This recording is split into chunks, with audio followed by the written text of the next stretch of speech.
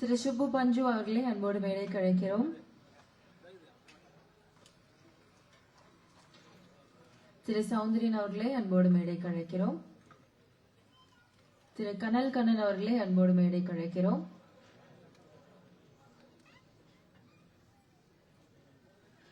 Doctor பேரரசு அவர்களை அன்போடு மேடைக்கு அழைக்கிறோம்.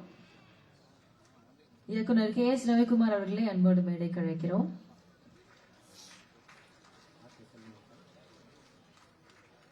திரு RK செல்வமணி அவர்களை அன்போடு மேடைக்கு அழைக்கிறோம். RV உதயகுமார் அவர்களை அன்போடு மேடைக்கு அழைக்கிறோம். திரு அமர்கீத் அவர்களை அன்போடு மேடைக்கு அழைக்கிறோம்.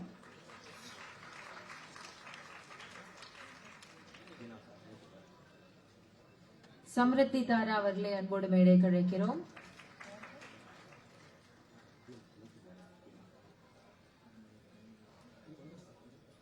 மியூசிக் டைரக்டர் தீனா அவர்களை அன்போடு மேடைக்கு அழைக்கிறோம்.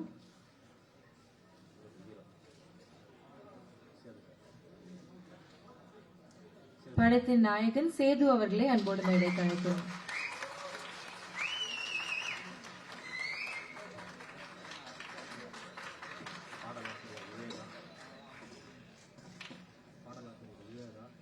பாடலாசிரியர் விவேகா அவர்களை அன்போடு மேடைக்கு அழைக்கிறோம்.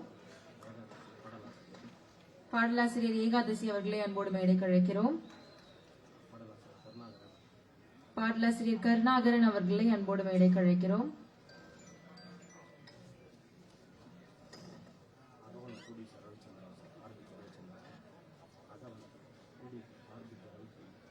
ப்ரொடியூசர் RBK ரவிச்சந்தர் அவர்களை அன்போடு மேடைக்கு அழைக்கிறோம்.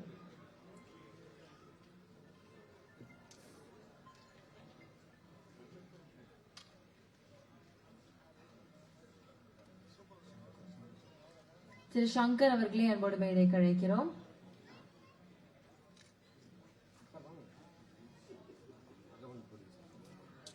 அகவன் திரைப்படத்தினுடைய ப்ரொடியூசர்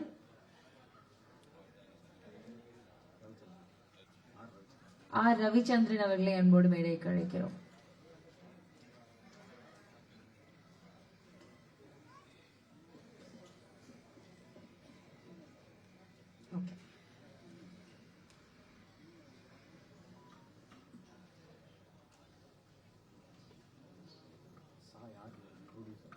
ப்ரொடியூசர் சாய் ஆறுமுகம் அவர்களை அன்போடு மேடைக்கு அழைக்கிறோம்.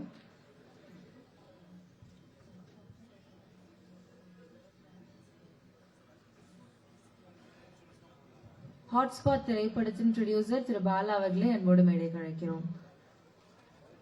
ஃபைட் மாஸ்டர் ஓம் பிரகாஷ் அவர்களை அன்போடு மேடைக்கு அழைக்கிறோம்.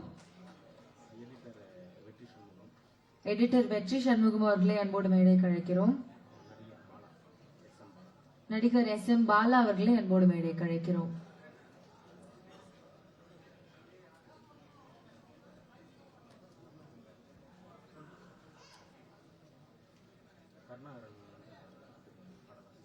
பாடலாசிரியர் கருணாகரன் அவர்களை அன்போடு மேடைக்கு அழைக்கிறோம். Thank you so much, ma'am. Can we all join for a photo? ஒரு photo opportunityக்காக எல்லாரும் எழுந்து நிற்குமாறு அன்போடு கேட்டுக்கொள்கிறேன்.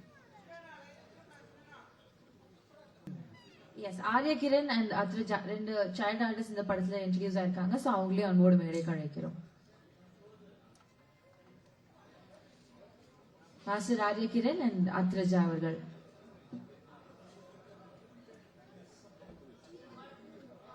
CM பாலா அவர்களை அன்போடு மேடைக்கு அழைக்கிறோம்.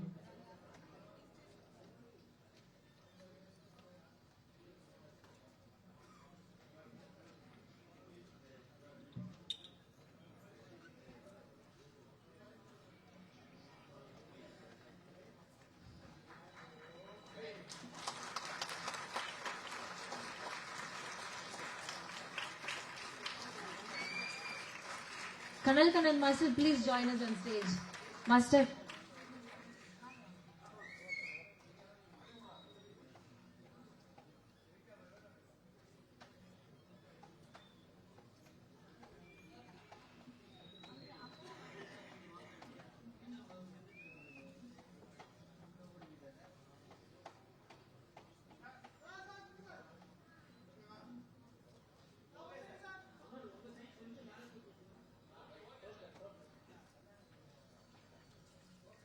ஆர்கே செல்வமணி சார் வந்து he has something to do with the office. அதனால அவங்க சீக்கிரமா போகணும் அப்படின்றதுனால ஃபர்ஸ்ட் நம்ம விழாவுடைய ஸ்டார்டிங்கே சார் வந்து பேசிடுவாரு. சார் ப்ளீஸ் வாங்க, we'll start the event with your words. மயில் இசை வெளியீட்டு விழாவுக்கு வருகை தந்துள்ள அனைவருக்கும் சர்சியின் சார்பில் நம்முடைய வாழ்த்துக்களையும் வணக்கங்களையும் தெரிவித்துக் கொள்கிறோம்.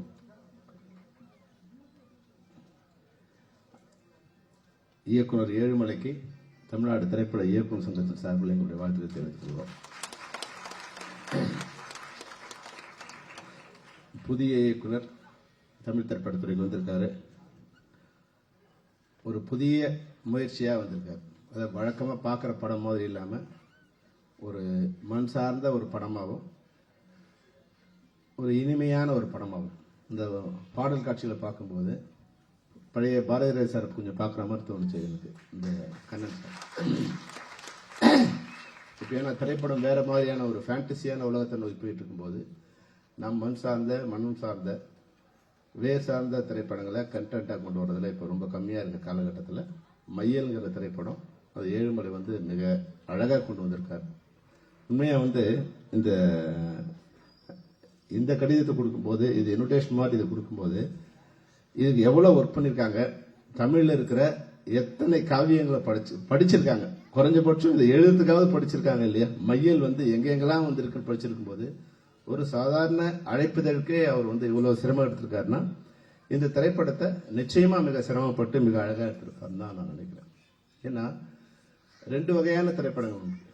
ஒன்று பணத்தால மிக பிரம்மாண்டமா எடுக்கலாம், இன்னொன்னு அறிவால மிக பிரம்மாண்டமா எடுக்கலாம். இந்த திரைப்படம் அறிவால மிக பிரம்மாண்டமா எடுத்த திரைப்படமா நான் பணம் ஒன்றும் பெரிய வேலை செய்யாது. திரைப்படங்கள்ல அந்த பணத்தை எப்படி வந்து படமா மாத்துறதுங்கிற அறிவு எந்த இயக்குனருக்கு இருக்கோ அந்த இயக்குனர் அந்த திரைப்படத்தை மிக பிரம்மாண்டமான திரைப்படமா கொண்டு. இது முதல் பாராட்டணும்னா இதனுடைய இசையமைப்பாளர் புது அறிமுகம் இருக்கிற சௌந்தர்யோட மகன் வந்து அமருக்கு வந்து என்னுடைய வாழ்த்துக்களை இருக்கிறேன். பாடல் காட்சியில அதாவது வந்து ரவிக்குமார் பேச சொல்லிட்டு இருந்தார், காதுக்கு எவ்வளவு இனிமையா இருக்கு பாருங்க, லைவ் சவுண்டு கேட்டே ரொம்ப நாள் ஆயிடுச்சு, இப்பதான் ஒரு லைவ் சவுண்டோட ஒரு பாட்டை போட்டிருக்காங்க அப்படின்னு சொல்லிட்டு இருந்தாங்க. அப்போ ஒரு தாளாற்ற மாதிரியான ஒரு இனிமையான ஒரு பாடலா இருந்தது. ஆனா ரீ ரெக்கார்டிங்ல இளையராஜா சர்வர் மிரட்டிருக்கீங்க. நீங்க அந்த ரீ ரெக்கார்டிங் நீங்க பண்ணீங்களா? ட்ரெய்லரோட ரீ ரெக்கார்டிங் பிரம்மாண்டமா இருந்தது. உண்மையிலே ஒரு பயமுறுத்துற மாதிரி இருந்தது இந்த ரீ ரெக்கார்டிங். அது ஃபண்டாஸ்டிக்கா இருந்தது. ஸோ நிச்சயமா அமருக்கு வந்து சௌந்தரியனை தாண்டுவார். அமர் அப்பாவை தாண்டிய மகனாக மிகப்பெரிய இசையமைப்பு வச்சிருக்கிறோம். அது அடுத்தது சொன்னா ஹீரோயின் வந்து ரொம்ப அழகா இயல்பா நம்ம வீட்டு பொண்ணு மாதிரி ஒரு அழகா பார்த்த உடனே ஈர்க்கிற மாதிரியான ஒரு அழகு இருக்கு. நிச்சயமா இந்த உங்களுக்கு வந்து நிச்சயம் ஒரு பெரிய எதிர்காலம் இருக்கு. நீங்க இப்ப எதிர்க்கிற மாதிரியே எங்களோட அன்பாவும் பணிவாகவும் இருக்கிறீங்க. நீங்க பெரிய ஹீரோயின் ஆன உடனே என்ன பாம்பேல இருந்து மேக்கப் மேனை கொண்டு வந்துடாதீங்க, அங்கிருந்து காஸ்டியூமர் கொண்டு வந்துடாதீங்க. ஏன்னா வழக்கமா என்ன ஆகுதுன்னா இவங்களை வந்து எங்கேயோ வந்து தமிழ்நாட்டிலயோ கேரளாவிலயோ கர்நாடகாவிலயோ ஆந்திராவிலயோ நாங்க தேடி கொண்டு வந்து உங்களுக்கு மேக்கப் போட்டு காஸ்டியூம் போட்டு படம் கொடுத்து நீங்க படம் வெற்றி அடைஞ்ச உடனே அடுத்த முறை என்ன பண்ணீங்கன்னா பாம்பேல இருந்து கூட்டு வந்துருங்க. உங்களை வளர்த்து விட்ட ஏனிய வந்து எல்லாருமே பெரும்பாலும் ஒரு நடிகை என்ன பண்றாங்கன்னா பாம்பேல இருந்து வந்தா இங்கிலீஷ் பேசினா உங்களுக்கு வந்து உங்களோட ஸ்டேட்டஸ் உயர்ற மாதிரி நினைச்சுக்கிறாங்க. இப்போ எங்களை மறந்துடுறாங்க. அது மாதிரி இல்லாம உங்களை வந்து சாதாரணமா இருக்கிற ஒரு பெண்ணை இல்லை ஒரு ஆணை கொண்டு வந்து இந்த திரைத்துறையில மிக பிரம்மாண்டமான உலகமே பார்த்து வியக்கிற மாதிரி இல்ல வந்து சந்தோஷப்படுற மாதிரி இல்ல ரசிக்கிற மாதிரி நேசிக்கிற மாதிரி மாற்றக்கூடிய திறமைப்படுத்த டெக்னீஷியன்லாம் உங்களுக்கு ஒர்க் பண்ணியிருக்காங்க. அவர்கள் எப்போதும் நீங்க வந்து நினைவில் கொள்ள வேண்டும் என்பதுதான் உங்க ஹீரோயினுக்கு வந்து நான் கொடுக்குற வேண்டுகோள். உங்க சிரிப்பு உண்மையான அழகா இருக்கு. நீங்க அதே போல அழகா இருக்குன்னா மனசாலும் அழகா இருக்கணும். நீங்க அடுத்து வந்து நம்மளுடைய ஹீரோ வந்து காந்தாரா படம் ஹீரோ மாதிரி இருக்காரு. காந்தாரா ரிஷப் ரெட்டி மாதிரி இருக்காரு. இந்த படம் கூட அது மாதிரி தான் இருக்கு. ஆக்ஷன்ல எமோஷன்ல ரொம்ப பிரம்மாண்டமா பண்ணியிருக்காரு. அது மிகச்சிறந்த வெற்றி அடையக்கூடிய வாய்ப்பு இருக்கு. படத்துல வந்து பார்க்கும்போது ஒரு ஃப்ரேம் பார்க்கும்போதே முதல் ஃப்ரேம் பார்க்கும்போதே எந்த ஃப்ரேம் வந்து ஆடியன்ஸை உள்ள இருக்குதோ அந்த திரைப்படம் வெற்றி பெறும். அது மாதிரி வந்து ஓப்பனிங்ல அந்த சாங்கோட ஃபர்ஸ்ட் அந்த கனெக்டர்கள் வந்து வெளியே கொண்டு வர முயற்சியில அழகா வந்து கேமராமேன் வந்து பியூட்டிஃபுல்லா பண்ணிருக்காரு. வந்து கனெக்டர்ல இருந்து ஒரு ஸ்டெப்பா மேல வர மாதிரி ஏழுமலையும் டிஓபியும் நீங்க ஒரு ஸ்டெப்பா மேல வருவீங்க. இண்டஸ்ட்ரியில உங்களுக்கான எதிர்காலம் மிகச்சிறப்பா இருக்கு. ஏன்னா இங்க திரைப்படத்துறையில சிறந்த டெக்னீஷியன் தான் சிறந்த திரைப்படம் உருவாக்க முடியும். அதனால நான் வந்து பிறக்கும்போதே சிறந்த டெக்னீஷியன் வர முடியாது. சிறந்த டெக்னீஷியனுக்கு திரைப்படத்துறையில வாய்ப்பு கொடுக்கணும். ஆனா ரோட்ல போறவங்க கொண்டு வந்து நீங்க வந்து டெக்னீஷியன் கொண்டு வந்துட்டீங்கன்னா சினிமா வந்து மறுபடியும் ரோடுக்கு போயிடும். அதுதான் வந்து இந்த இடத்துல தேனப்பன் இருக்காரு மேடையில, பழைய தமிழ் திரைப்பட தயாரிப்பாரோட செக்ரட்டரியா இருந்திருக்காரு. அவருக்கு புரியும் நான் நினைக்கிறேன். நம்ம எவ்வளவு 97ல எவ்வளவு கஷ்டப்பட்டோம். அன்னைக்கு 200 டைரக்டர் இருந்து எவ்வளவு கஷ்டப்பட்டு எது மாதிரி உருவாக்குறதுக்கு 2 வருஷம் ஆச்சு. ஒரு டெக்னீஷியன் உருவாக்குறதுக்கு 2 வருஷம் ஆச்சு. அன்னைக்கு கூட வந்து 200 டெக்னீஷியன் டைரக்டர்ஸ் இருந்தாங்க.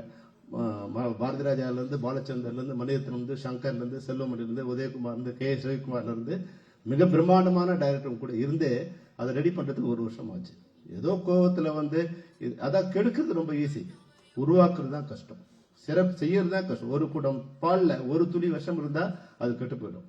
அது மாதிரி கெட்ட எண்ணம் உள்ளவங்க நிர்வாகத்துக்கு வந்துட்டாங்கன்னா அது நிச்சயமா வந்து அந்த நிர்வாகமே ஸ்தம்பிச்சு போயிடுற மாதிரி தான் இருக்கும். அதனால வந்து தேனப்ப இருக்கும்போது கூட நாங்க வந்து 100 சண்டை போட்டிருக்கோம். ஒரு முறை போகும்போது தேனப்ப இருந்தாருன்னா சண்டை தான் வரும். ஆனா சண்டைங்கிறது வந்து தங்களுடைய சங்கத்தை சரியா வச்சுக்கணுங்கிற எண்ணம் தான் ஒரு 2 பேருக்குமே இருக்கும். அது செல்வமணிக்கா இருக்கட்டும், இல்ல தேனப்பனா இருக்கட்டும். தேனப்பனை சரி பண்ணணும்னா எப்படியாவது நாங்க ரவிக்குமார் அன்னைக்கு கூட்டு போயிடுவோம். எப்படியாவது ரவி நீ கொஞ்சம் வாப்பா, நீ வந்தினா தேனப்ப கொஞ்சம் சுமாரா பேசுவான், இதனால நீ வா அப்படின்னு கூப்பிடுவோம். அப்போ ஒரு யாரு எப்படி போனா எப்படி இருக்குங்கிற நட்பு இல்லையா, அந்த நட்பின் அடிப்படையில நாங்க வந்து வேலை செய்யும் போது இண்டஸ்ட்ரியல் நல்லா இருந்தது, சங்கங்கள் நல்லா இருந்தது. அந்த புரிதல் இல்லாம யாரு கூட சண்டை போடுறோம், என்ன சண்டைனே தெரியாம இருக்கும்போது, இப்போ நீங்க நிர்வாகிகளா இருக்க தயாரிப்பு நீங்களாம் அது சொல்லறேன்னா இப்ப என்ன நடக்கும்னா நாங்க வேணுமா வேணாமாங்கிற கேள்வி வந்துடும். அதுதான் அடுத்த கேள்வின்னா, இது வரைக்கும் அமைதி என்பது வந்து ஒரு கட்டம் வரைக்கும் தான். அமைதி என்பது ஒரு கட்டம் வரைக்கும் தான். அடுத்த கட்டம் அடுத்த ஒரு ஸ்டேஜுக்கு போகக்கூடாது, பழைய நிலையில வந்துடக்கூடாது அப்படிங்கறதால வந்து எல்லாரையும் தொழிலாளர்களை கட்டுப்படுத்தி ஒரு அணிக்குள்ள வைக்கிறது எவ்வளவு சிரமங்கிறது ஒரு தெரியும். அவங்கள வந்து தூண்டி விடுறது ரொம்ப ஈஸி. நாளைக்கு நீங்க இன்னைக்கு சேர்த்தீங்கன்னா ஒரு 5000 பேருக்கு நாளைக்கு பதில் சொல்லணும். அன்னைக்கு தேனப்பன் இருந்தாருன்னு நினைக்கிறேன், 3000 பேருக்கு வந்து 1 வருஷம் கஷ்டப்பட்டு அவங்களுக்கு நம்ம வந்து ரோட்ல நிக்க வச்சு 1 வருஷமா சிரமப்பட்டு ஒரு சங்கமா ஏறி அவங்களை ஒரு சங்கத்துல வந்து இணைச்சி விட்டு அந்த இது மறுபடியும் நடக்கணும்னு வந்து இருக்கும்னு நினைக்க கூடாது. அதனால வந்து இந்த பிளவுன்னு ஒன்று வந்துடுச்சுன்னா, முன்னாடி ஏற்பட்ட பிளவு என்பது வேறு, இப்போது இருக்கிற பிளவு என்பது வேறு. ஏன்னா இன்னைக்கு வந்து டெக்னீஷியன்ஸ் வந்து டெக்னிக்கல் வளர ஆட்குறைப்பு வந்து அது வந்து ஆட்குறைப்புன்னு சொல்ல முடியாது. முன்னாடி 10 பேர் செஞ்ச வேலையை இன்னைக்கு ஒரே ஒருத்தர் செய்ய முடியும். முன்னாடி வந்து ஷூட் பண்ணி நெகட்டிவ் ப்ராசஸ் பண்ணி அதை பிரிண்ட் போட்டு எடிட் பண்ணாதான் டைரக்டர் வந்து அதை காட்சியை பார்க்க முடியும். ஆனா இன்னைக்கு ஷூட்டிங் ஸ்பாட்ல டைரக்டர் எடிட் பண்ணும் போதே அது என்ன சீனுங்கிறது அங்கேயே உட்காந்து எடிட் பண்றோம். ஃபைட் மாஸ்டர் எடுக்கிறார், ஃபைட் எடுக்கும்போது அங்கேயே உட்காந்து எடிட் பண்ணி அங்கேயே இந்த ஷாட் இருக்கா, வேணுமா வேணாமா அப்படிங்கறத டிசைட் பண்ணக்கூடிய அளவுக்கு வந்து குறைஞ்சபட்சம் 1 வாரம் ஒர்க் பண்ண வேண்டிய வேலை ஒரே நிமிடத்தில் முடிஞ்சிடுது. அப்போ அதுக்கேற்ற மாதிரி டெக்னீஷியன்ஸ் குறையிற வாய்ப்பு வரும். அப்ப 25000 பேர் வேலை செய்யற இடத்துல இன்னைக்கு 10000 பேர் தான் வேலை செய்யக்கூடிய நிலைமை இருக்கும்போது, இன்னொரு 5000 பேர் 10000 பேர் ஏதோ ஒரு சண்டையில கொண்டு வந்து நீங்க வெளில விட்டுட்டீங்கன்னா, இந்த பிரிவு என்பது மிகப்பெரிய வடுவை ஏற்படுத்தக்கூடிய அபாயம் இருக்குங்கிறத தயவு செய்து மேடையில் இருக்க தேனப்பனுக்கு சொல்றேன். அது போல வந்து நம்ம நண்பர் தனஞ்சயன் இருக்காரு, அவங்களாம் வந்து எல்லா சங்கத்திலையும் தொடர்பு உள்ளவங்க. ஒரு சங்கத்துல வந்து பொருளாளர் இருந்தா கூட எல்லா சங்கம் தொடர்பு இருக்கு. இதனுடைய சீரியஸ்னஸ் ஏற்கனவே நான் எங்களுடைய மேதின விழாவில் பேசும்போது நடிகர் சங்கத்துக்கு ஒரு வேண்டுகோள் வச்சிருந்தேன்.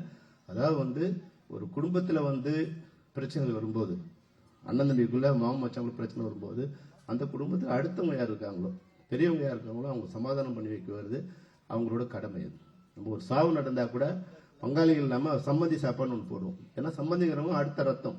அவங்க வந்து அந்த சாவுல பாதிக்கப்பட்டவங்க வந்து கவலையில் இருக்கும்போது, அடுத்தவங்க சாப்பிடாம அன்னைக்கு வந்து 2 நாள் 3 நாள் இருக்கும்போது சம்மந்தி சாப்பாடுங்கிறது அந்த குடும்பத்துல சாவுல இருக்கும்போது தான் வந்து அது நிக்கணுங்கிற ஒரு உறவுத்தன்மை ஏற்படுத்துறது தான் அந்த சம்மந்தி சாப்பாடு. அது மாதிரி இன்னைக்கு வந்து ப்ரொடியூசர் கவுன்சில்ல இல்ல பெப்சியில இல்ல நடிகர் சங்கத்துல இல்ல எக்ஸிபிட்டர் டிஸ்ட்ரிபியூட்டர்ஸ் இது மாதிரி பல்வேறு அமைப்புகள் இருக்கு. பல்வேறு அமைப்புகள்ல பல்வேறு முரண்பாடுகள் ஏற்படுவது சகஜம்.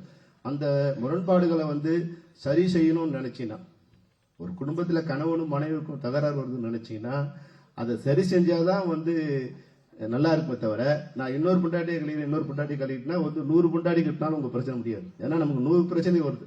ஒரு பிரச்சனைக்கு ஒரு பொண்டாட்டியை டைவர்ஸ் பண்ணிட்டே போனோமா நம்ம வாழ்க்கை முழுதும் பொண்டாட்டி கட்டுறதே வேலையா போயிடும். அது மாதிரி சங்கங்கள் கூட ஒரு சங்கத்துக்கும் பிரச்சனை வரும்போது இன்னொரு சங்கத்தை ஏற்படுத்தணும்னு நினைச்சீங்கன்னா 100 சங்கங்கள் இருக்கும். அமைப்பு சாரா தொழிலாளர் கூட ஒர்க் பண்றது எவ்வளவு கஷ்டம் உங்களுக்கு தெரியாது. என் வீட்லயே ஒரு சின்ன ஒரு வேலை, ஒரு கேட் ஒன்று போட்டோம். கேட் போட்டு அதோட வீல் வந்து ஒர்க் பண்ணல. கேட்டு போட்டவங்ககிட்ட 3 மாசமா நடந்துகிட்டு இருக்கும். அந்த தொழிலாளியை மறுபடியும் கொண்டு வந்து சேர்க்கறதுக்கு 3 மாசம் நடந்துட்டு இருக்கும். ஆனா நீங்க இன்னைக்கு உட்காந்துட்டு ப்ரொடியூசர் கவுன்சில் உட்காந்துட்டு இல்ல ஒரு டைரக்டரோ ஒரு கேமராமேனோ நாளைக்கு 1000 பேர் ஜூனியர் வேணும்னா மறுநாள் காலைல 5 மணிக்கு அவங்க வந்து நிறுத்தி வைக்கிறாங்க. அதுக்குண்டான மேனேஜர் அங்க வேலை செய்யறாங்க, அதுக்குண்டான அமைப்பு அங்க வேலை செய்யுது. லைட் மேன் வரல, கேமராமேன் வந்து எனக்கு 100 லைட் வேணும்னா அந்த 100 லைட் மறுநாள் காலையில் அது பாம்பேல இருந்தாலும் கேரளாவில் இருந்தாலும் ஆந்திராவில் இருந்தாலும் அந்த லைட் வந்து மறுநாள் இறங்குது. இதெல்லாம் ஒரு அமைப்பா இருக்கிற வரைக்கும் தான் இதெல்லாம் சிறப்பா இருக்கும். இதை விட்டுட்டு அமைப்பு சாரா போகும்போது இந்த இண்டஸ்ட்ரியை கெடுக்கிற நிலை வரும். இந்த கப்பல்ல பயணம் செய்யற ஒரு பயணியா மட்டும் இல்ல, இந்த கப்பலை நிர்வாகம் பண்ண ஒரு நிர்வாகியாவும் தேனப்ப இருக்காரு, தனஞ்சயன் இருக்காரு, சம்பந்தப்பட்டவங்க இருக்காங்க. பத்திரிகைகள் மூலமாக ஊடகங்கள் மூலமாக சம்பந்தப்பட்டவங்க எல்லாருக்குமே சொல்றேன், இது வந்து அடுத்த லெவலுக்கு போயிட்டு இருக்கு. இது ஒரு எச்சரிக்கை மணி. அடுத்து எப்படி வேணாலும் அது திசை திரும்பலாம். அதனால வந்து ஒரு சுகமான நிலையை ஏற்படுத்த சம்பந்தப்பட்டவர்கள் அனைவரும் ஒத்துழைக்க வேண்டும் கூறி மையல் படத்தை வாழ்த்த வந்தோம். இந்த பிரச்சனை சொல்றேன், தயவுசெய்து நினைக்காதீங்க. இது திரைப்படத்தோட பிரச்சனை, திரைப்படத்துறையோட பிரச்சனை. இந்த திரைப்படத்துல உங்க திரைப்படமும் இருக்கு, நீங்களும் நாளைக்கு இண்டஸ்ட்ரியில, ஏன்னா இந்த தயாரிப்பாளர் நிச்சயமா இன்னும் ஒரு 10-15 படங்களை பண்ணக்கூடிய அளவுக்கு இந்த திரைப்படம் இருக்கு. ஏன்னா இதனுடைய வெற்றி வந்து தயாரிப்பாளரோட வேலையே என்னன்னா மிகச்சிறந்த டெக்னீஷியன்களை ஆர்கனைஸ் பண்ணி கொண்டு வந்து ஒரு மேடையில் உட்கார வச்சுட்டாங்கன்னா அந்த பிரச்சனை முடிஞ்சிடும். அந்த திரைப்படத்தை அந்த டெக்னீஷியனுக்கு மிகச்சிறந்த திரைப்படமா கொண்டு வந்து சேர்த்துருவாங்க. அந்த மாதிரி இந்த தயாரிப்பாளர் எங்கெங்கயோ தேடி இன்னைக்கு ஏழுமலை வரும்போது, நான் புழல் விவசாயம் வரும்போது மேடை ஏறும்போது என் அஸ்டன்ட் கூட யாரும் கைத்தட்டல. ஆனா ஏழுமலை மேடை ஏறும்போது நிறைய பேர் கைத்தட்டினாங்க. இப்ப நிறைய பேரோட வந்திருக்காரு ஏழுமலை வந்து இந்த இதுக்கு ஸ்டேஜுக்கு வரும்போதே வந்து ஃபேன்ஸோட வந்திருக்காரு. நிச்சயமா இந்த திரைப்படத்துக்கு பின்னாடி உங்களுக்கு ஒரு நல்ல எதிர்காலம் இருக்கு. இந்த திரைப்படத்தை உருவாக்கிய அனைத்து தொழில்நுட்ப கலைஞர்களுக்கும், இந்த படத்தை தயாரித்த தயாரிப்பாளர்களுக்கும் என்னுடைய வாழ்த்துக்களை தெரிவித்து விடைபெறுகிறேன். நன்றி, வணக்கம். Thank you so much sir. அடுத்தபடியாக தனஜயன் சார் அவர்களை பேச இருக்கிறோம். He's also got something important to do. அதனால அவங்க சீக்கிரமா கிளம்புன்றதுனால ஃபர்ஸ்ட் நம்ம பேசி அனுப்பிட்டோம். Thank you so much sir. வணக்கம்மா. அண்ட் இன்னும் கொஞ்சம் எனர்ஜி ஏற்றினா நல்லா இருக்கும் விழாக்கு, உங்களுக்கு நான் கேட்டுக்கிறேன். அண்ட் அனைவருக்கும் இனிய காலை வணக்கம். செல்வமணி சார், உங்களுடைய பெயின் எனக்கு புரிஞ்சுது. வலி, எந்த வழியில நீங்க பேசுறீங்கன்னு எனக்கு புரிஞ்சுது. நீங்க போறதுக்கு முன்னாடி ஒன்னே ஒன்று சொல்றேன், எல்லா வழிகளுக்கும் காலம் தீர்வு கொடுக்கும், கவலையப்படாதீங்க. அதுவா அந்தந்த பிரச்சனையை சால்வ் ஆயிட்டு என்னைக்குமே உங்களுக்கு ஆதரவா இருக்கிற எல்லாருமே, இங்க இருக்கிற பெரிய ஒரு கூட்டணியும் சரி, எல்லா சங்கங்களும் சரி உங்க பின்னாடி இருக்கும். அந்த வழியை வந்து நீங்க எந்த அளவு கடத்துறீங்கன்னு எனக்கு புரிஞ்சுது. தமிழ் திரைப்பட நடப்பு தயாரிப்பாளர் சங்க சார்பாக நான் ஒன்னே சொல்லிக்கிறேன், நாங்க எல்லாம் உங்க பின்னாடி இருக்கோம்.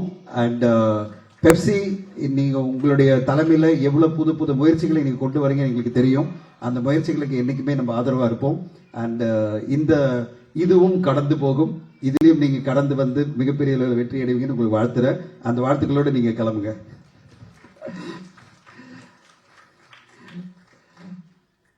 பத்திரிகை நண்பர்கள் அனைவருக்கும் இனிய காலை வணக்கம். மேடையில் வீட்டிற்கும் எனக்கு மிகவும் பிடித்த இயக்குநர்கள் திரு கே. எஸ். ரவிக்குமார் சார், திரு உதயகுமார் சார், கனல் மாஸ்டர், எல்லோருக்கும் வாழ்த்துக்கள். என்னுடைய அன்பு நண்பர் தேனப்பன் அவர்கள் கூப்பிட்டாரு, வந்தாச்சு. அண்ட் மையல் எனக்கு ரொம்ப பிடிச்சது. இந்த மாதிரி ஒன்று மையல் என்ன அப்படின்னு சொல்லிட்டு ஒரு பெரிய லிஸ்ட் கொடுத்து அது அழகா நம்ம இயக்குனர் ஏழுமணி அவர்கள் கொடுத்தாரு. மையல் மகளிர் மாண்பினை நல்கும், மையல் கொண்ட மங்கை மாதரர், சிலப்பதிகாரத்திலிருந்து குறுந்தொகையிலிருந்து இவ்வளவு ரிசர்ச் பண்ணியிருக்காரு. ஒரு பக்கம் ஃபுல்லா மயில் அப்படின்ற ஒரு தலைப்புக்காக இவ்வளவு பெரிய ரிசர்ச் பண்ண ஏழுமலை அவர்கள் கண்டிப்பாக மிகப்பெரிய வாழ்த்துக்குரியவர். ஏதோ ஒரு டைட்டில் வைக்கணும் அப்படி இல்லாம அந்த ஒரு தலைப்புக்கு என்ன காரணம், எப்படிப்பட்ட ஒரு தலைப்பு இந்த படத்துக்கு ஏன் தேவைப்படுது அப்படின்ற இவ்வளவு ஆராய்ச்சி பண்ணி இவ்வளவு புதுமையா ஒரு காரணத்தையும் சொல்லி படம் பார்க்கும் போதே எனக்கு ரொம்ப பிடிச்சது என்னன்னா, நான் வந்து ஏதோ கார்த்தி சாரையும் பிரியாமணி மேடத்தை பாக்குற மாதிரி இருந்தது பருத்திவீரன் படத்துல. அது பிறகு அப்படியே பார்த்துட்டு வந்தா ஒரு மைனா படத்துல எப்படி விதார்த் அவர்களையும் அமலாபால் அவர்களை பார்த்த மாதிரி இவங்க 2 பேர் இருந்தாங்க. அது அமலாபால் மாதிரியே ஒரு மலையாள லுக்ல இருக்காங்க.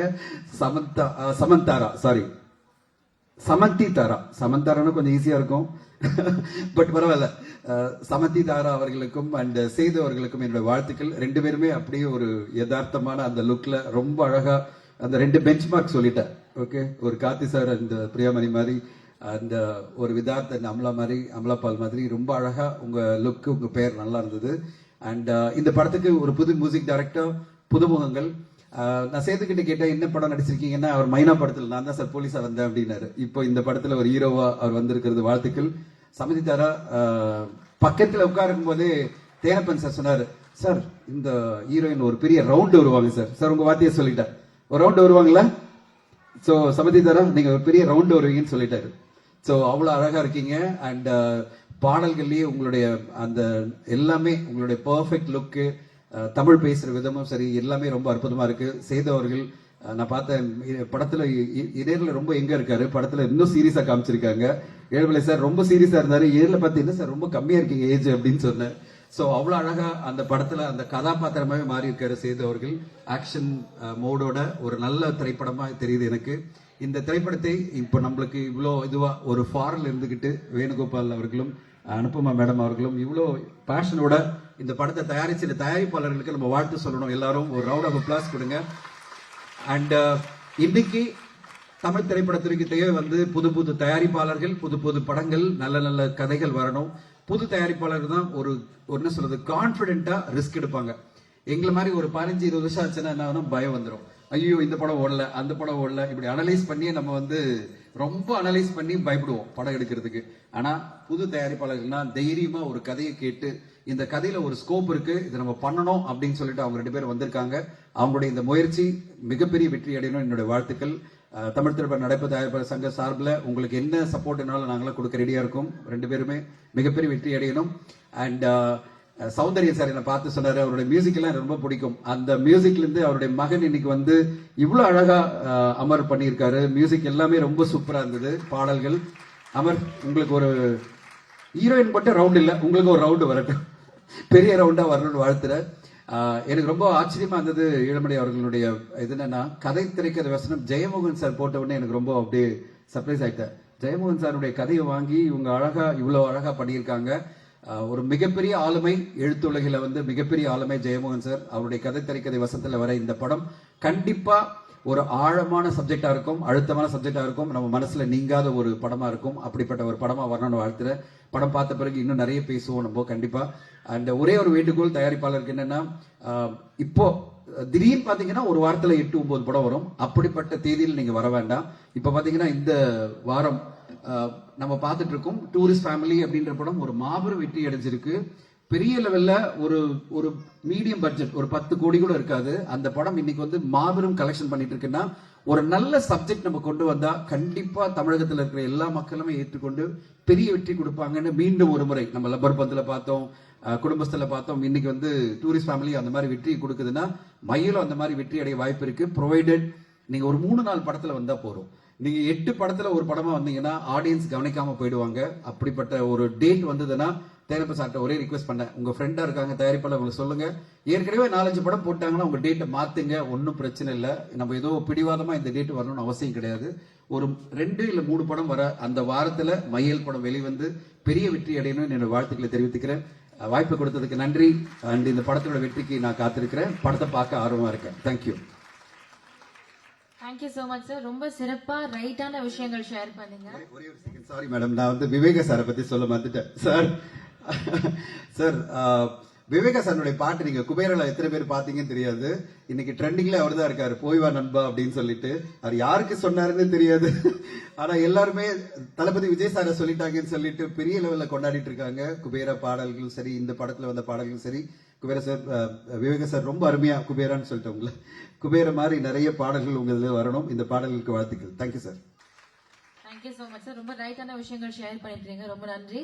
So yes, now it's time to invite the producers. அதாவது ப்ரொடக்ஷன் அப்படின்ற விஷயத்துக்குள்ள நிறைய பேர் வெவ்வேறு ரீசன்ஸ்க்காக என்டர் ஆவாங்க. பட் 2 முக்கியமான நபர்கள் ஒரு கார்ப்பரேட் ஃபீல்ட்ல இருந்து இந்த ப்ரொடக்ஷனுக்குள்ள வந்திருக்காங்க. அதுவும் ஒரு ரொம்ப பேஷனோட ரொம்ப லவ்வோட இந்த சினிமா கண்டிப்பா ஏதாவது ஒன்று பண்ணணும் அப்படிங்கிற ஒரு பெரிய கனவோட வந்திருக்காங்க. அப்படின்றப்போ we are all here. ஒரு பெரிய வார்ம் வெல்கமா தான் அவங்களை நம்ம வெல்கம் பண்ண போறோம். ஸோ வெரி ஹாப்பி நீங்க வந்தது. உங்களை மாதிரி இன்னும் நிறைய பேர் இந்த இண்டஸ்ட்ரிக்குள்ள வரணும்ன்றது எங்களுடைய ஆசையும் கூட. So yes, now I invite producer Venugopal அவர்கள் to share a few words. Yes, on behalf of her, we'll have, behalf of Mr. Venugopal, we have Ms. Anupama Vikram Singh அவர்கள்.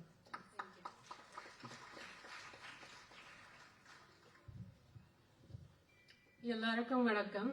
Good morning everyone.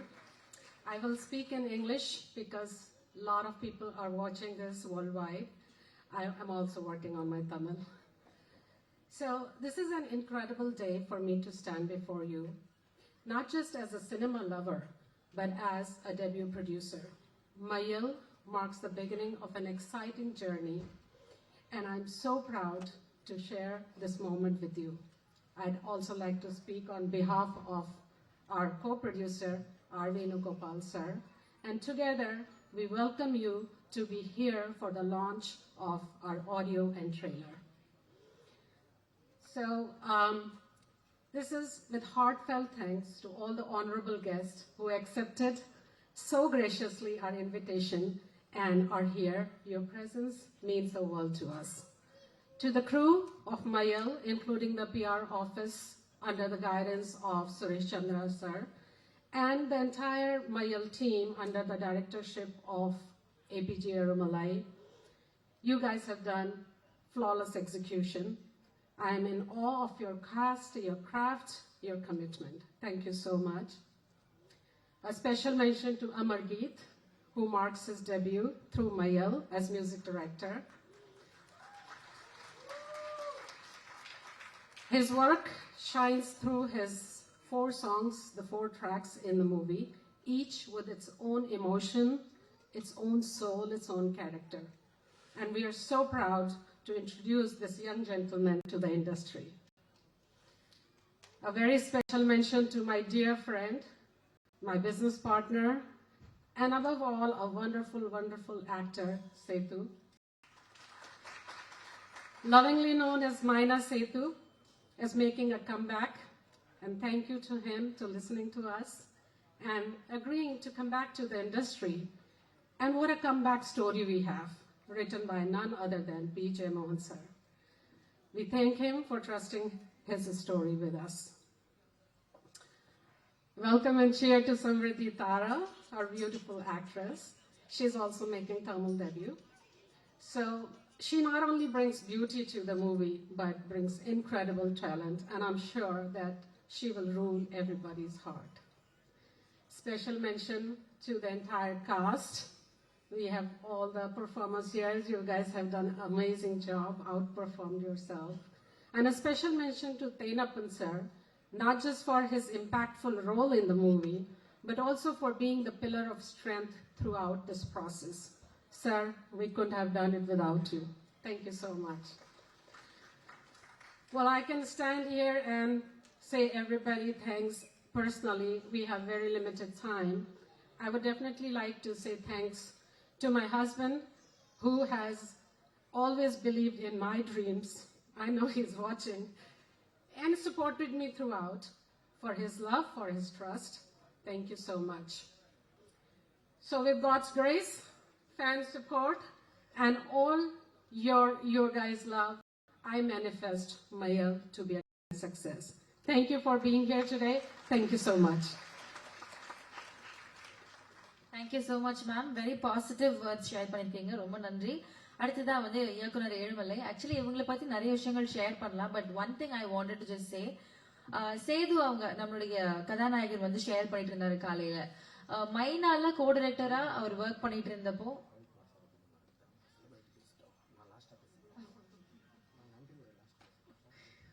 ஓகே, நானுமே என்னோட introduction இப்போ லாஸ்ட்ல கொடுக்குறேன். He wants K. Ravikumar அவர்கள் to share a few words now. So yes sir, நீங்க பேசணும் அப்படின்னு அவர் ஆசைப்படுறாரு சார். ப்ளீஸ் வாங்க சார். ஒரு பெரிய கைத்தட்டலோட can we hear it for K. Ravikumar அவர்கள் ப்ளீஸ். எனவே ஆங்கர்லேருந்து ப்ரொடியூசர்லேருந்து கடைக்கோடி டெக்னீஷியன் வரைக்கும் இந்த படத்தில் ஈடுபட்டிருக்கும் அனைவருக்கும் என்னுடைய வாழ்த்துக்கள். Producers, she came to my house and I was surprised. ஒரு யூஎஸ்லேருந்து வந்த ஒரு லேடி வந்து இங்கே தமிழ் படம் ப்ரொடியூசர் பண்ணுறாங்க அப்படின்னும்போது நான் பார்த்து ரொம்ப சர்ப்ரைஸ் ஆனேன். அதுக்கப்புறமா அவங்க சொன்னாங்க எப்படி அவங்க இதுக்குள்ளே வந்தாங்கன்ட்டு.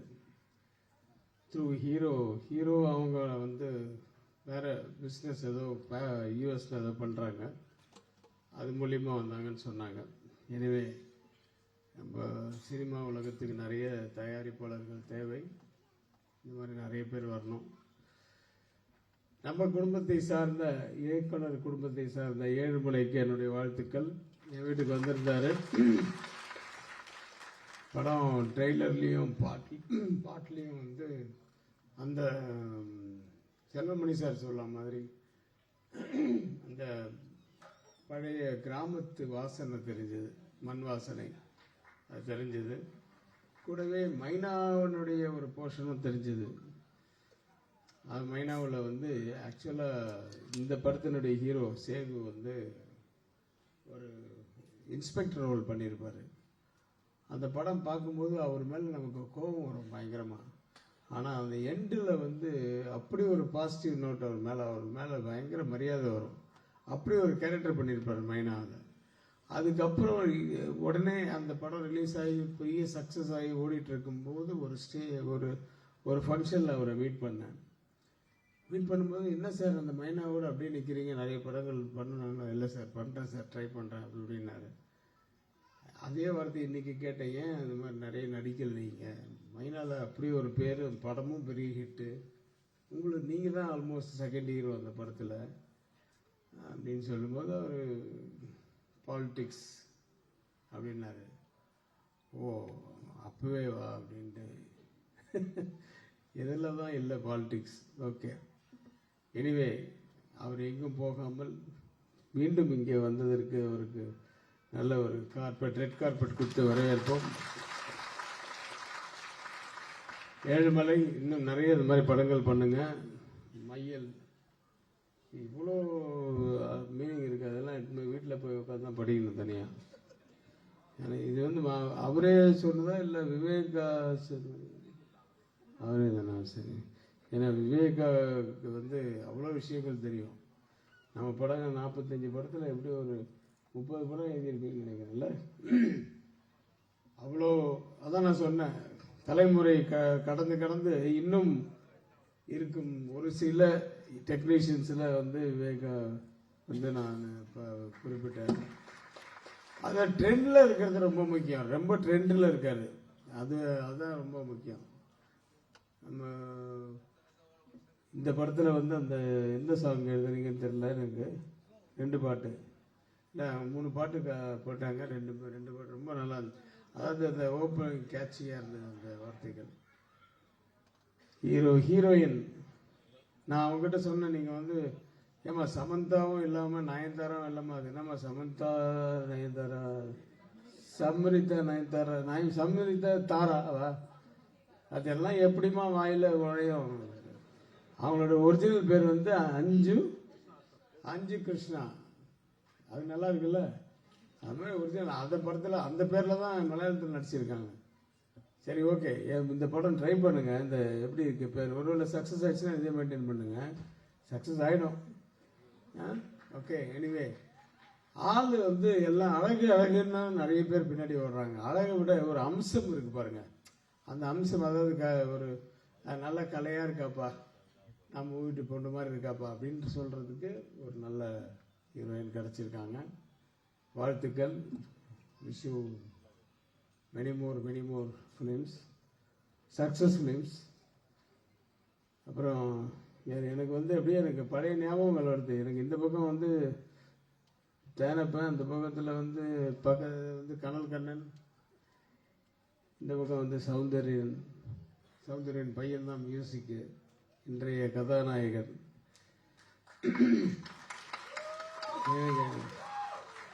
All the very best. பேசுகிறவனை பற்றி நீ உட்காந்துருக்கு. சௌந்தர்யன் எப்படி ஃபிக்ஸ் பண்ணணும், கனல் கண்ணாச்சா என்ன பண்ணி, இவங்கெல்லாம் வந்து சேரன் பாண்டியன்றது தான் என்னுடைய 2வது படம். முதல் படம் வந்து புரியாத புதிர். அதில் தான் வந்து தேனப்பண்ண வழியில் சந்திச்சு குறுக்க ஒருத்தர் வந்தான். அப்போ நான் பைக்கில் போயிட்டு இருப்பேன்.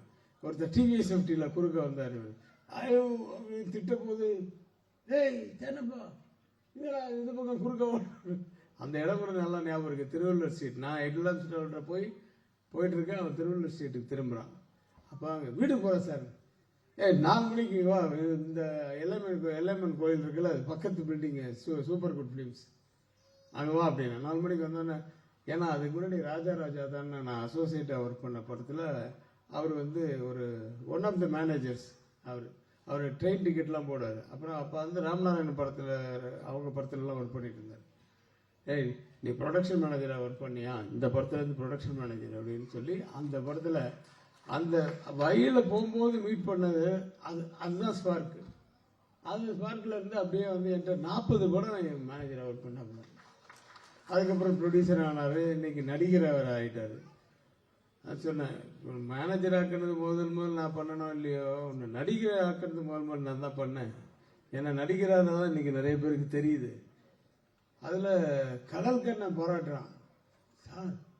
ஒரு ஃபைட்டில் ஒரு ஷாட்டில் அந்த அடிச்சு இப்படி பண்ணவங்கன்னா ஒரு போஸ் கொடுத்து நிற்கிறான் பாருங்க சார், இவனா தேவை அப்படின்னு சொல்லி எனக்கு ஷாக்காக இருக்கு. ஏன்னா நாங்கள்லாம் அப்படி க்ளோஸாக எல்லாரும் வந்து ஃப்ரெண்ட்லியாக இருந்தோம். அந்த சேரன் பாண்டியனில் தான் வந்து கடல் கண்ணை முதல் ஃபைட் மாஸ்டர் ஆக்கினேன். ஏன்னா அதுக்கு முன்னாடி புரியாத புதிரிலேயே வந்து ஃபைட் பண்ணுறதுக்கு வந்தாப்புல. ஆனால் அவர் மாஸ்டர் இல்லை, மாஸ்டரோட அசிஸ்டன்ட் அவர். எங்கடா மாஸ்டர்னா, மாஸ்டர் வந்து மனோஜ்குமார் படத்தில் பிஸியாக இருக்கார் சார், நிறைய ஹார்சஸ் அதெல்லாம் வச்சு கண்ட்ரோல் பண்ண எங்கள் படம் முடியல, அந்த ஃபைட்டு முடியல, அதனால என்ன அமைச்சாரு. சரின்னு வந்தான். அந்த படத்தில் ஃபைட் அசிஸ்டன்ட் வந்தோடனே சரி, அது அவன் பண்ணுறதெல்லாம் பார்த்துட்டு சரி. அப்போல்லாம் வந்து நானே ஷார்ட் வைப்போம். அப்போல்லாம் மாஸ்டர்கிட்ட மொத்தமாக கொடுத்துட மாட்டோம். சாங் மாஸ்டர், டான்ஸ் மாஸ்டர்னா ஃபுல்லாக அப்படியே கொடுத்துட்றது. ஃபைட் மாஸ்டர் அதெல்லாம் அப்போ கிடையாது. அதுக்கப்புறம் தான் கொஞ்சம் கொஞ்சமாக எல்லாமே வந்து பேர் மாறி போச்சு. Choreography, dance choreography, fight master, fight கோரியோகிராஃபின்னு ஆயிடுச்சு. அதுக்கப்புறம் இப்போ அவங்க ஷார்ட் எடுக்க ஆரம்பித்தாங்க. அப்போல்லாம் நான் ஷார்ட் வைக்கும்போது தனித்தனியாக லோ ஆங்கிள், ஹைட், அப்படி இது நிறைய கட் ஷார்ட்ஸ் எல்லாம் வைக்கும்போது அதையே பார்த்துட்டு இருப்பான். நல்லா வைக்கிறீங்கண்ணே ஷார்ட்டு, கட் ஷார்ட் அப்படி அப்படின்றதுக்குள்ள கட் பறக்குதுன்னு. அப்போ நான் ஸ்பீட் கிடைக்கும் அப்படின்லாம் சொல்லி ஏதோ பண்ணிதான். அப்புறம் பார்த்தா அவன் தமிழ், தெலுங்கு, ஹிந்தி, மலையாளம் எல்லாம் ஆல் இண்டியா லாங்குவேஜஸில் பயங்கர பிஸி ஆகிட்டப்பில்ல. அது ஒரு சந்தோஷம். அதே சேரன் பாண்டியனில் அந்த சேரன் பாண்டியன் உருவாரத்துக்கு ஒரு ரீசன் இருந்தது. என்னன்னா, நானும் வந்து ஒரு படம் வந்து ஒரு ரெடி பண்ணி வச்சிருந்தோம். காதல் காவியமா நம்ம ஒரு படம் ஒன்று, வேற ஒரு ரைட்டரு, அவரு மியூசிக்கு எல்லாம். அந்த படம் வந்து வேண்டாம் அப்படிங்கிறாரு சௌத்ரி சார். என்ன பெரும்புள்ளின்னு ஒரு படம் எடுத்து 10 நாள் தான் ஆச்சு ரிலீஸ் ஆகி. இந்த படம் வந்து சரியா போல. இந்த கதையிலையும் அதே மாதிரி தான் ஹீரோ ஹீரோயினுக்கு வந்து லவ் ஃபெயிலியராகவும் இறந்துருவாங்க. ஸோ அதே மாதிரி வருது. அதனால் எனக்கு டவுட்டாக இருக்குது, இந்த கதையை வேண்டான்னு சொல்லி கிட்டத்தட்ட இந்த 3 மாதம் ரெடி பண்ண ஒரு கதையை வேண்டான்னு சொல்கிறாரு. சரி ஓகேன்னு சொல்லிட்டு அப்படி போகிறேன். வா வேற ஒரு கதை ரெடி பண்ணி உடனே பண்ண முடியுமான்னு. ஏன்னா நாங்கள் April 14th ரிலீஸ் வச்சுருந்தோம். நாங்கள் பேசுறது வந்து January 29th அந்த ஆஃபீஸில். இதில் வெளியில் சின்ன கவுண்டர் பெரிய கவுண்டர்னு ஒருத்தர் கதை சொல்கிறது நிறைய பேர் இருப்பாங்க. அதில் ஒருத்தர் இருப்பான், இப்போ தாடி வச்சுட்டு, ஈரோடு சவுந்தர்னு. அவனை கூப்பிட்டு கதை கேளு அப்படின்னாரு. சரி கேட்டேன். சின்ன கவுண்டர் பெரிய கவுண்டர்னு ஒரு கதை சொன்னான். எப்படி இருக்குன்னா, பரவாயில்ல சார், இது வேற மாதிரி இப்படி பண்ணணும், எனக்கு என்னமோ அது உள்ள இந்த மேட்ரு வந்து புதுசாக இருந்துச்சு, நல்லா இருந்தது, இது நீ ஸ்க்ரீன் பிளே வேற மாதிரி பண்ணலான்னா ஓகே சார். ஏன்னா அதில் வந்து சின்ன கவுண்டர்ன்றவர் பாம்பு கடிச்சு 3வது இல்லையே செத்து போயிடுவார். அந்த தங்கச்சிக்கும் பெரிய அண்ணனுக்கு விஜயகுமார் கேரக்டருக்கும் சித்ரா கேரக்டருக்கும் தான் அவன் கதை சொல்லிட்டு இருந்தான். அதை அப்படியே மாற்றி அந்த தங்கச்சி அது சின்ன கவுண்டர் சாகடிக்குவான்னா, பெரிய கவுண்டர் சின்ன கவுண்டர் இவங்க 2 பேருக்குள்ளதான் பிரச்சனை வரணும் சார். அது கடைசியில் இந்த தங்கச்சி அதுக்காக சேர்த்தா நல்லா இருக்குன்னு சொன்னோன்னா அவருக்கு பிடிச்சி போச்சு. ஸ்க்ரீன் பிளே பண்ணி உடனே ரெடி பண்ணுட்டாரு. ஓகே, ஒன்றும் எதுவுமே ஃபிக்ஸ் பண்ணல. ஆனால் April 14th ரிலீஸ் பண்ணுவல அப்படின்றாரு சார். January 20, 30, 31 சொல்லி February, March, April 14th என்ன சார், மொத்தமே 75 நாள் தான் இருக்குது. ப்ரீ ப்ரொடக்ஷன் இருக்குது, ஷூட்டிங் இருக்குது, போஸ்ட் ப்ரொடக்ஷன் இருக்குது. சரி இன்னும் எவ்வளோ நாள் ஆகும் அப்படின்னாரு. May 1st ரிலீஸ் பண்ணிடுறேன் சார். சரி ஓகே. நான் கேட்டது அப்போ 90 நாள் தான். ஏன்னா அப்போல்லாம் 90 நாளில் தான் நாங்கள் படம் பண்ணுறது. அப்போது டக்குன்னு ஆர்டிஸ்ட் ஃபிக்ஸ் பண்ணுறோம். கண்டிப்பாக கரெக்டாக வந்து விஜயகுமார் ஒரு இடத்துல அவர் பிஸியாக இருக்கார். இந்த வில்லனா அவரை போடுறோம். இந்த பக்கம் சரத்குமார் அவர் வில்லனா கேப்டன் பிரபாகர்லாம் ஃபிக்ஸ் பண்ணுறோம்.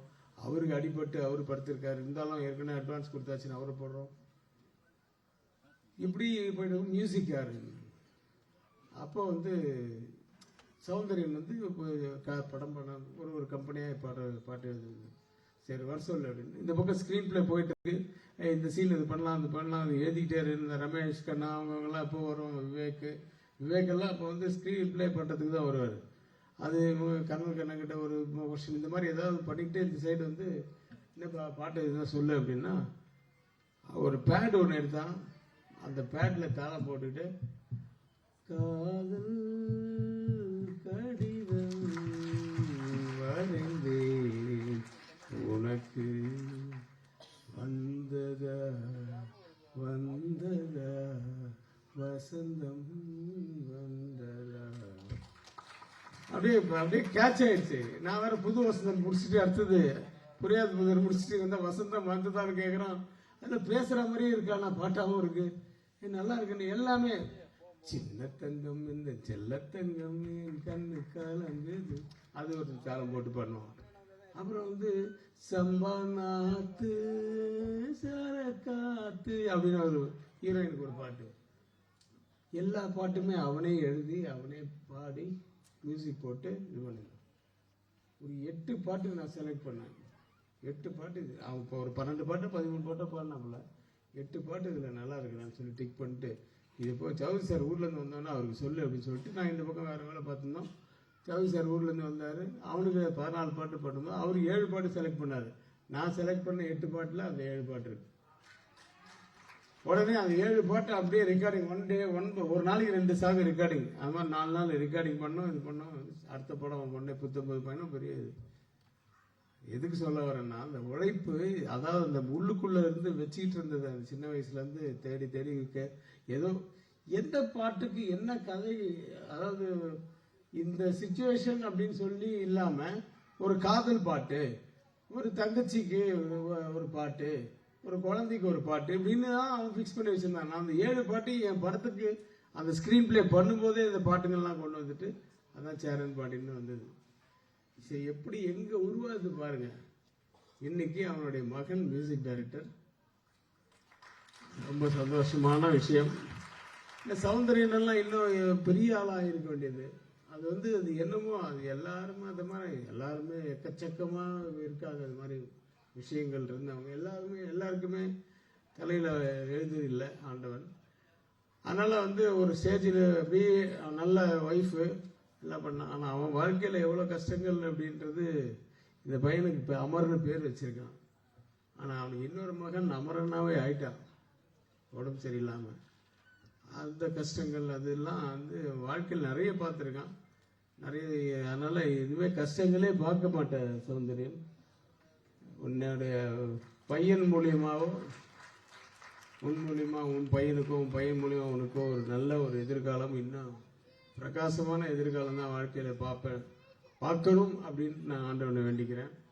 ஸோ அந்த மகனுடைய முதல் படம் அந்த அமர். நான் பாட்டு வந்து ரொம்ப அதான் நான் எனக்கு சொல்லிட்டு இருந்தேன் செல்லமணி சார்கிட்ட, உட்காருப்பா ஒன்று நீ உட்காரு போய் உட்காரு, கிட்ட வந்தால் நான் அப்படி பேசுறேன்.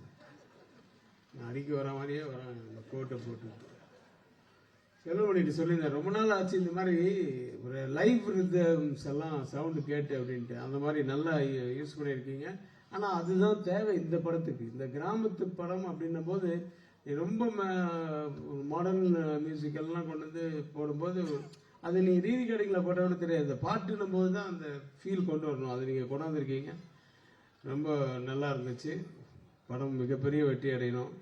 பாடல்கள் மட்டுமல்ல படமும் வெற்றி அடைந்தால்தான் உனக்கும் வாழ்க்கை நல்லா இருக்கும். எல்லாருக்கும் இந்த படத்தை சம்மந்தப்பட்டவங்க எல்லாருக்குமே நல்லா இருக்கும். இன்னும் யாரை விட்டுட்டோம்னா தெரில. நம்ம பேசுறதுக்கு நிறைய பேர் இருக்காங்க. நம்ம உதயகுமார் சார் இருக்காரு, பேரரசு இருக்காரு. அவங்கெல்லாம் பாயிண்ட்ஸ் நிறைய வச்சிருப்பாங்க. சரி, நான் எனக்கெல்லாம் வந்து எல்லாமே கொலீக்ஸ். நான் ஒரு சைடில் இந்த பக்கம் அந்த பக்கம். ஆர்கே செல்வமணி சார்லாம் எனக்கு சீனியர். ஆனால் ஒன்றா ஒரே இடத்துல எடிட்டிங் பண்ணுவோம். வேகான்னு ஒரு எடிட்டிங்கு, அது மாதிரி நிறைய இருக்கு பேசுறதுக்கு, இல்லை நாங்கள் நினைச்சு பார்க்கறதுக்கே நிறைய இருக்கு. பட் அது அப்பப்போ ஒரு பிளவு வருது டெக்னீஷியன்ஸ்குள்ள. நாங்கள் படைப்பாளிகள் சங்கம்னு ஆரம்பிச்சு அப்படிதான் இப்படி நிறைய போராடி போராடி போராடி இன்னொரு சங்கம் பெப்சிக்கு ஈக்குவலாக பண்ண ட்ரை பண்ணோம். நிறைய பேர் பிடிச்சிட்டோம், எல்லா டிபார்ட்மெண்ட்லேயும் ஆளுங்க வந்துச்சு. இருந்தாலும் ஷூட்டிங் போகும்போது எல்லாருக்கும் சொல்றது வந்து, சார் அந்த அளவுக்கு இல்லை சார், அந்த அளவுக்கு இல்லை. அந்த எக்ஸ்பீரியன்ஸ்னு ஒன்று இருக்குல்ல, அது அந்த அந்த ஃபோக்கஸ் ஃபுல்லாக இருக்கு. அந்த அது நடந்து ஓடி வர்றான்னா அதுக்கேற்ற மாதிரி பண்ணுறது. அது முன்னாடியே அளந்துட்டா கூட இல்லை, 4 டேக் வாங்காமல் ஒரே டேக்கில் வந்து ஹீரோவை ஃபோக்கஸில் இழுத்துட்டு வர்றது இருக்குல்ல, அதெல்லாம் அந்த எக்ஸ்பீரியன்ஸில் தான் வரும். இந்த மாதிரி ஒவ்வொரு டிபார்ட்மெண்ட்லேயும் எக்ஸ்பீரியன்ஸ் ஷுட் பி தேர். அதனால வந்து எங்களுக்கு பெப்சியை நாங்கள் ரொம்ப மிஸ் பண்ணோம். பெப்சியில் தான் இருக்காங்க அவங்கெல்லாம். இவங்கெல்லாம் நல்லா ஒர்க் பண்ணுறவங்க தான், நல்ல ஆர்வம் இருக்குது. ஆனால் வந்து எக்ஸ்பீரியன்ஸ் இல்லாததுனால நிறைய இடத்துல நாங்கள் கஷ்டப்பட்டோம். அது அப்புறம் ஓரளவுக்கு பெப்சியும் இதுவும் வந்து சேர்ந்துச்சு. அந்த சேர்ந்த உடனே இவங்களையும் அவங்களையும் எல்லாம் ஒன்றா சேர்த்து விட்டோம். இப்போ எல்லாருமே நல்லா எக்ஸ்பீரியன்ஸ் ஆகிட்டாங்க. மறுபடியும் அப்படி ஒரு பிளவுன்னு நான் கேள்விப்படுறேன். அது வேண்டாமே அப்படின்ட்டு தான் என்னுடைய கருத்து. மற்றபடி நிறைய பேர் நிறைய கருத்து சொல்லுவாங்க, எல்லாத்தையும் கேட்டுங்க. பாவம் நீங்கள் வரட்டுங்களா? Thank you so much sir. அவ்வளோ கலகலன்னு பல விஷயங்கள் ஷேர் பண்ணீங்க. இந்த மேடையில் இருக்கிற ஒவ்வொருத்தங்க கூடயும் அவ்வளோ மெமரிஸ் இருக்கு. அதெல்லாம் நீங்க ஷேர் பண்ணதுக்கு ரொம்ப நன்றி. It was so nice to hear all of that. So yes, அடுத்தபடியா வந்து லிரிசிஸ்ட் ஏகாதசி அவர்களே ஒரு சில வார்த்தைகள் பேச அன்போடு அழைக்கிறோம். இந்த படத்துலயுமே ஒரு முக்கியமான பாடல் வந்து எழுதியிருக்கீங்க. வெரி நைஸ், கேட்க ரொம்ப நல்லா இருந்தது சார். ஒரு சில வார்த்தைகள் ப்ளீஸ். விழாவில் கலந்து கொண்டிருக்கும் சான்றோர் பெருமக்களுக்கும் ஊடகவியல் நண்பர்களுக்கும் மற்றும் அனைத்து தோழமைகளுக்கும் நெஞ்சம் நிறைந்த முதல் வணக்கம். வேணுகோபால் சார், அனுபமா, விக்ரம் சிங், சேது, நாயகி அப்படின்ட்டு நிறைய பேருக்கு நான் நன்றி சொல்லணும். இதில் வந்து ஏழுமலை வந்து என்னோட நண்பர். நான் அசிஸ்டன்ட் டைரக்டராக ஒர்க் பண்ணியிருக்கேன். அவர் நானும் சேர்ந்து மாரிமுத்துட்ட வேலை பார்த்தோம். பிரபு சாலமன் சார்கிட்ட நான் கிங் ஒர்க் பண்ணேன். எனக்கு பிறகு அவர் திரும்ப குருநாதர்கிட்ட அவர் அசிஸ்டண்டாக ஒர்க் பண்ணியிருக்காரு. எனக்கு ரொம்ப பெரிய நண்பர். அவர் அசிஸ்டன்ட் டைரக்டராக இருக்கும்போது, நானும் இருக்கும்போது ஒரு பெரிய மாவீரனாக நினைப்பேன். அவ்வளோ மெமரி இருக்கும். அவர் மாதிரி ஒரு ஷெட்யூல் பிரேக்லாம் யாருமே போட முடியாது. நான் ஒரு படம் டைரக்ஷன் பண்ணும்போது அவரை தனியாக கூப்பிட்டு இது பண்ணேன். நான் அவரை பார்த்துட்டு அரை மணி நேரத்தில் என் கதையை படிச்சுட்டு ஒன்லைனை படிச்சுட்டு 32வது சீன் இதுன்னு சொல்லி அவர் போடுறாரு. எனக்கு என் நம்பரே தெரில. 6 வருஷமா 7 வருஷமா அந்த கதையை வச்சிருக்கேன். அவர் மெமரியில் அப்படியே ஏறிக்கணும். அந்த மாதிரியான அது மாதிரி லைட் வைக்கிறது எல்லாமே அவருக்கு ரொம்ப மெமரியாக ஒரு பெரிய மாவீரன், நல்ல டெக்னீஷியன்.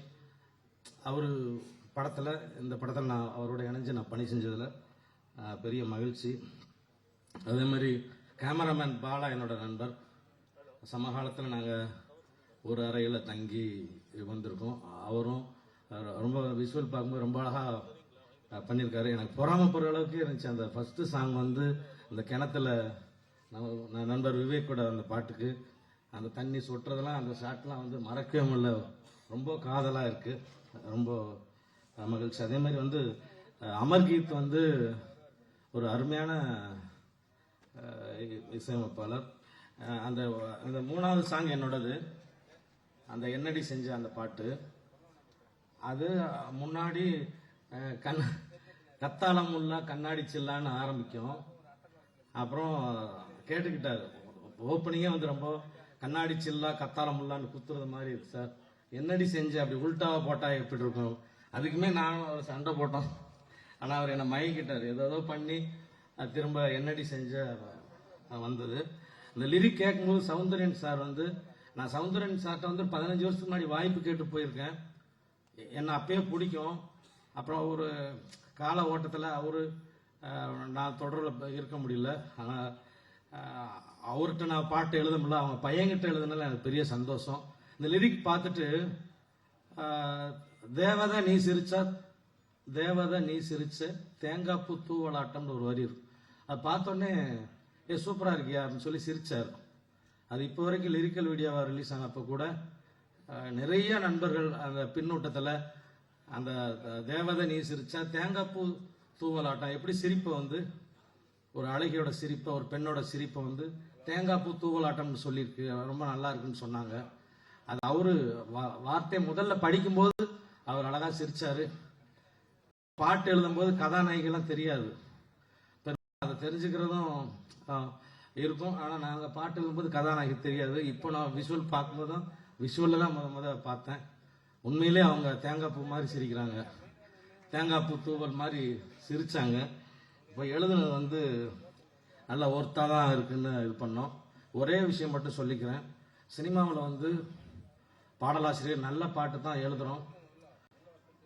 ஒரு இடத்துல நல்ல பாட்டு கொண்டு போகும்போது ரெண்டு விதமான இது நடக்குது. ஒன்று, பாட்டை மெருகேற்றுற வேலை நடக்கும் ஒரு சில டைரக்டர்கிட்ட, மியூசிக் டைரக்டர்கிட்ட. இன்னொரு பக்கத்தில் பாடலை உருக்குலைக்கும் வேலையும் நடக்கும். ரெண்டு வரியா போகும். ஒரு மியூசிக் டைரக்டர் ஒரு 4 வரியை சாவடிப்பார், ஒரு டைரக்டர் இன்னும் அசோசியேட் இப்படியே போயிட்டு ஒரு 2 வரி மிஞ்சும். அந்த 2 வரியும் ரெக்கார்டிங் முன்னாடி கூட போக வாய்ப்பு இருக்கு. பெரிய வைத்தறிச்சலாக ஒரு பாட்டெல்லாம் உருவாகும். சில இடங்கள்ல அது மெருகேற்றிக்கிட்டே போகும். இந்த படத்துல நம்ம என்னடி செஞ்ச பாட்டு வந்து ஏதாவது ஒரு 4 வரி சொல்லலாம் அப்படின்னு பார்த்தா எல்லாமே நல்லா இருக்கும். ஏன்னா சிரிச்சுக்கிட்டே என்னை வந்து வேலை வாங்கிக்கிட்டே இருந்தாங்க. ஒரு பாட்டு எப்பவுமே போனா முடிஞ்சிடும், ஒரு 1 ஹவர்ல முடிஞ்சிடும், ஒரு நாள்ல முடிஞ்சிடும். மாச கணக்கில் வச்சு திடீர்னு ஒரு ஃபோன் வரும், எனக்கே பக்குன்னும். அமெரிக்க கால் பண்ணுவோம், ஏதோ கரெக்ஷன் கேட்குறாப்புல அப்படின்னு. அதுக்கப்புறம் திரும்ப சேது ஒரு பாட்டு போய் அவ்வளவு பேர் வராங்க. வேணுகோபால் சார் சொல்லணும், அவர்கிட்ட பேசும்போது தமிழே வராத மாதிரி தான் பேசுவாரு. நான் தமிழ்ல வந்து அவ்வளவு இன்ட்ரெஸ்ட்.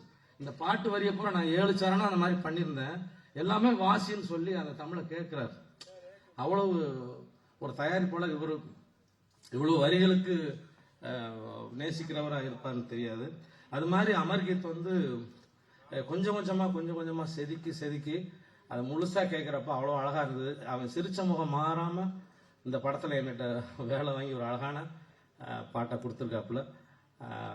அவருக்கும் இந்த வாய்ப்பை தந்த என் நண்பர்கள், தயாரிப்பாளர்கள் அத்தனை பேருக்கும் என் மனமார்ந்த நன்றி. ஆமா, இந்த படக்குழுவினர் அத்தனை பேருக்கும் வாழ்த்துக்கள், நன்றி. Thank you so much sir. So Ekadasi sir பேசும்போது லிரிக்ஸ் வந்து எவ்வளவு முக்கியம், எவ்வளவு அழகா இந்த படத்துல அமைஞ்சது அப்படின்லாம் பேசினாரு. ஸோ அந்த வரிசையில எனக்கு அடுத்த ஒரு இயக்குனர் ஞாபகம் வந்தாரு. அதாவது அவருடைய படங்கள் வந்து ஒரு மிகப்பெரிய சூப்பர் டூப்பர் ஹிட் படங்கள், மக்கள் இன்னைக்கும் செலிப்ரேட் பண்ற படங்களா இருந்தாலும் அவருடைய லிரிக்ஸா இருக்கட்டும், அவருடைய சில டயலாக்ஸா இருக்கட்டும், அதுக்குமே வந்து மிகப்பெரிய ஃபேன் பேஸ் வந்து இன்னைக்கும் இருந்துட்டு இருக்கு. மக்கள் அதுக்காகவும் அவங்களை வந்து ரொம்ப நேசிச்சாங்க. So S, R V Udhayakumar sir, please வாங்க, ஒரு சில வார்த்தைகள் நீங்க பேசணும்னு நாங்க ஆசைப்படுறோம். எனக்கு ஒரு எப்பவுமே ஒரு போட்டி ஒருத்தர் இருக்கான்னா பக்கத்திலே உட்காந்து வச்சிடறாங்க. இயக்குனர், பாடலாசிரியர். நான் இப்பதான் ஒரு 2 படத்தை தலை காட்டி நடிக்க ஆரம்பிச்சேன். அவனும் தொடர்ந்து நடிக்க ஆரம்பிக்கிறாப்புல. எனக்கு போட்டி வேற எங்கேயுமே இல்லை, என் கூடவே இருக்கு என்னுடைய செயலாளர். கரெக்ட் தானே? நான் ரொம்ப நேரம் எடுத்துக்க மாட்டேன். ஏன்னா வந்த உடனேயே ரவிக்குமார் சொல்லிட்டாரு, உதயகுமார்னா கொஞ்சம் என்ன கரெக்டாக பேசுவார், ஆனால் கொஞ்சம் ஜவ்வு இழுப்பாக இழுத்துருவாரு அப்படின்னு. அவர் ரொம்ப சுருக்கமாக பேசி உட்கார்ந்துருக்காரு. அவருக்கு என்னுடைய வாழ்த்து. வந்த உடனேயே எனக்கு இந்த ஷாட்டு எனக்கு ஞாபகம் வந்துடுச்சு. இந்த ஷாட்டு முத்துமணி மாலையில் நான் இப்படி ஒரு ஷாட் எடுத்திருப்பேன். முத்துமணி மாலை படத்தில் காப்பி அடிச்சா நீ, ஆனால் ஒவ்வொரு ஷாட்டும் அழகாக பண்ணியிருந்தேன். உண்மையுமே வாழ்த்து. உனக்கும் கேமராமேனுக்கு ஒரு நல்ல புரிதல் இருக்கு. நீ படத்தில் எல்லாத்தையும் விட கேமராமேனை காதலிச்சிருக்க. எப்படி? கரெக்டா? எல்லாரும் வந்த உடனே அவர் ஹீரோயினை ரொம்ப உசுப்பேத்தி விட்டாங்க. நான் பேசலான்றது எல்லாத்தையும் செல்லுமணி பேசிட்டு போயிட்டாப்ல. மீதி ஏதாச்சும் பேசலான்னு பார்த்தா ரவிக்குமார் ஆரம்பிச்சிட்டாப்ல. எங்கப்பா விட்டு வைக்கிறீங்க? ஒரு ஹீரோயின் கிடைச்சா கடைசியா தான் நம்ம வாழ்த்த வேண்டும். உனக்கு கொஞ்சம் விட்டு வைக்கணுமா? ஒரு மிக அற்புதமான ஒரு வேலை. அது நமது தமிழ்நாடு திரைப்பட இயக்குனர் சங்கத்தின் தலைவராக நான் என்னுடைய உறுப்பினர் சிஷியன் நம்ம பிரபு சாலமனோட சிஷியன். அப்படியா? ஆமா, பிரபு சாலமன் ஒரு மிகச்சிறந்த இயக்குனர், எங்களுடைய சங்கத்தின் பெருமை. அதைத் தொடர்ந்து அந்த பெருமையை நீங்கள் சங்கத்திற்கு சேர்க்க வந்திருக்கிறீர்கள். வருக வருக என வரவேற்கிறேன். மையலுக்கு அதான் அகநானூறு புகழூறு நற்றிணை குறுந்தேன் குறுந்தொகைன்னு எல்லாத்திலையும் இருந்து எடுத்துட்டேன். மையல் இல்லைன்னா மனிதமே இல்லை. ஒரு ஆண் ஒரு பெண் மீது மையல் கொள்ளவில்லை என்றால், ஒரு பெண் ஆண் மீது மையல் கொள்ளவில்லை என்றால் இனப்பெருக்கமே இருக்காது. கைத்தட்டலாம். உண்மைக்கு இவன் பயங்கரமான ஆளு. என்ன டைட்டில் வச்சிருக்கான் பாருங்க, மையல். இதுக்கு நிறைய மீனிங் எடுத்துட்டு போகலாம். ஒவ்வொரு அதாவது புறநானூரில் ஒரு மாதிரி சொல்லுவாங்க, அகநானூர்ல மையலுக்கு ஒரு வேற விதமான ஒரு இது, திருவள்ளுவர் வேற சொல்லுவார். இந்த மாதிரி நம்ம கவிஞர் இங்கே தம்பி விவேகா வேற மாதிரி சொல்லுவார். விவேகா மையலுக்கு என்ன சொல்லியிருக்காருன்றது தான் பாட்டில் இருக்கு. ஆக மையல் இல்லாமல் மனிதம் இல்லை. ஸோ இந்த மையல் மிகப்பெரிய வெற்றியை மனிதத்திற்கு தரவிருக்கிறது என்பதை மட்டும் தெரிகிறது. இதில் என்னன்னா ஒரு அற்புதம், அதாவது இந்த திரைப்படத்தின் மீது ஒரு மையல் கொண்டு ஒரு தயாரிப்பாளர் நம்ம பனியன் கம்பெனிக்காரர் பாருங்க, எங்க ஊருக்காரரு திருப்பூர்ல இருந்து பனியன் கம்பெனிக்காரரு, அமெரிக்காவிலிருந்து இம்போர்ட் பண்றவங்க நினைக்கிறேன். 2 எக்ஸ்போர்ட்டரும் இம்போர்ட்டரும் ஜாயின் பண்ணி ஒரு படத்தை இயக்கி இருக்கிறது. அது ஒரு தனிப்பட்ட ஒரு மையல் தான். கரெக்டா? தம்பி ஹீரோ சொன்னாரு, ஏன்பா ரொம்ப நாள் உன்னை பார்க்கல, இந்த மாதிரி செல்வமணி சொன்ன மாதிரி.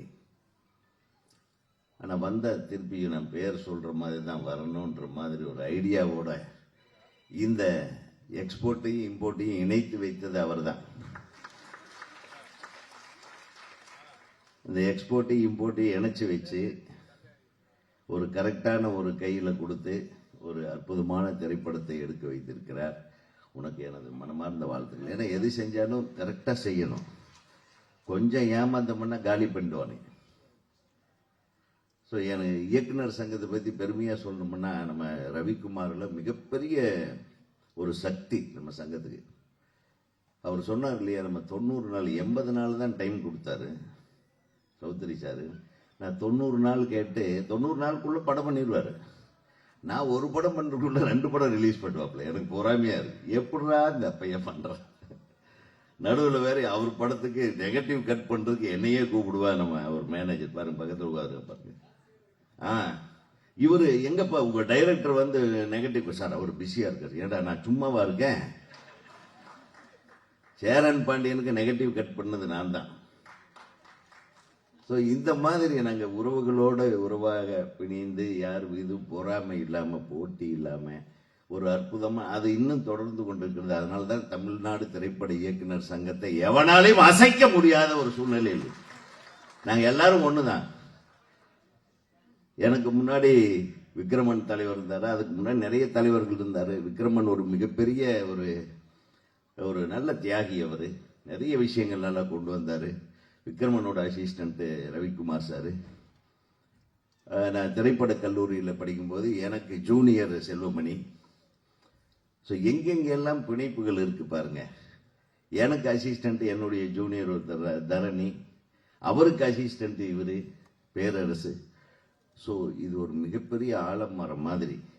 இந்த பெப்சிக்கு இந்த ஆலமரம் எப்பவுமே துணையா இருக்கும். இந்த ஆலமரம் ஸ்ட்ராங்கா இருக்கிற வரையிலும் பெப்சியை எவனாலேயே அசைக்க முடியாது. சொன்னாங்க நம்ம செல்வமணி ஒரு மேட்டரை சொல்லிட்டு போயிட்டாப்புல. அது கொஞ்சம் நான் ஒரு சின்ன விளக்கம் சொல்றேன். நமக்கு யாருமே எதிரிகள் இல்லை, எங்களுக்கு தயாரிப்பாளர்கள் தான் தெய்வம். ஒரு தயாரிப்பாளர் இல்லை என்றால் நான் பெரிய டைரக்டர், நீ பெரிய டைரக்டர், நான் பெரிய கேமராமேன், நான் பெரிய ஹீரோன்னு எவனுமே சொல்லிக்க முடியாது. ஒரு தயாரிப்பாளர் ஒரு நாள் ரிஸ்க் எடுக்கலன்னா ஒரு ரஜினி உருவாயிருக்க முடியாது, ஒரு கமல் உருவாயிருக்க முடியாது. நம்ம சொந்த காசை போட்டு ரிஸ்க் எடுத்ததுனால அதான் சொல்றேன். ஆனா தயாரிப்பாளர்கள் தயாரிப்பாளர்களாக இருக்க வேண்டும். சும்மா வெண்ணெய் வெட்டித்தனமா உட்கார்ந்துட்டு வம்பு பண்ணிட்டு இருக்கிற மாதிரி இருக்கக்கூடாது. இன்னைக்கு எத்தனை பேர் தயாரிக்கிறார்கள் படத்தை? படத்தை தயாரிப்பதற்கு என்னென்ன தேவை, ஒரு தயாரிப்பாளர் என்னென்ன செய்யணும் அப்படின்றத சரியா செய்தாவே சினிமா இண்டஸ்ட்ரி ரொம்ப பிரமாதமா இருக்கும். தயாரிப்பாளர் படம் எடுக்க வர்றாரு, முதல்ல ஒரு சரியான டெக்னீஷியனை தேர்ந்தெடுக்கணும். தம்பி மாதிரி ஒரு நல்ல டைரக்டரை முதல்ல தேர்ந்தெடுத்துட்டு, ஜெயமோகன் மாதிரி ஒரு நல்ல கதாசிரியர் தேர்ந்தெடுத்துட்டு ஒரு நல்ல திரைக்கதையை உருவாக்கி, இந்த கதைக்கு யார் யார் பொருத்தமானவர்கள், ஒரு நல்ல புரோட்டாகனிஸ்ட் ஆன்டகனிஸ்ட்னு சொல்லி, அதே மாதிரி நல்ல கதாநாயகியாக இந்த கதாபாத்திரங்களுக்கு யார் யார் வருவாங்கன்னா சரியான இதெல்லாம் இந்த திட்டமிடுதலுக்கு ஒரு தயாரிப்பாளர் உட்கார்ந்து இது என்ன பட்ஜெட் ஆகும், இது எவ்வளவு இது எடுத்த எவ்வளவுக்கு விற்க முடியும், இது எவ்வளவு நாள்ல எடுத்தா நமக்கு லாபகம், இந்த மாதிரி வேலை எதுவுமே பார்க்காத தயாரிப்பாளர்கள் வேறொரு சங்கத்தை ஆரம்பிச்சிருக்காங்க. நீங்க உங்களை சரியா வச்சிருந்தாவே போதும், அடுத்தவங்க யாருமே உங்களுக்கு எதிராவோ எதிர்ப்பாவோ யாரும் இருக்க மாட்டாங்க.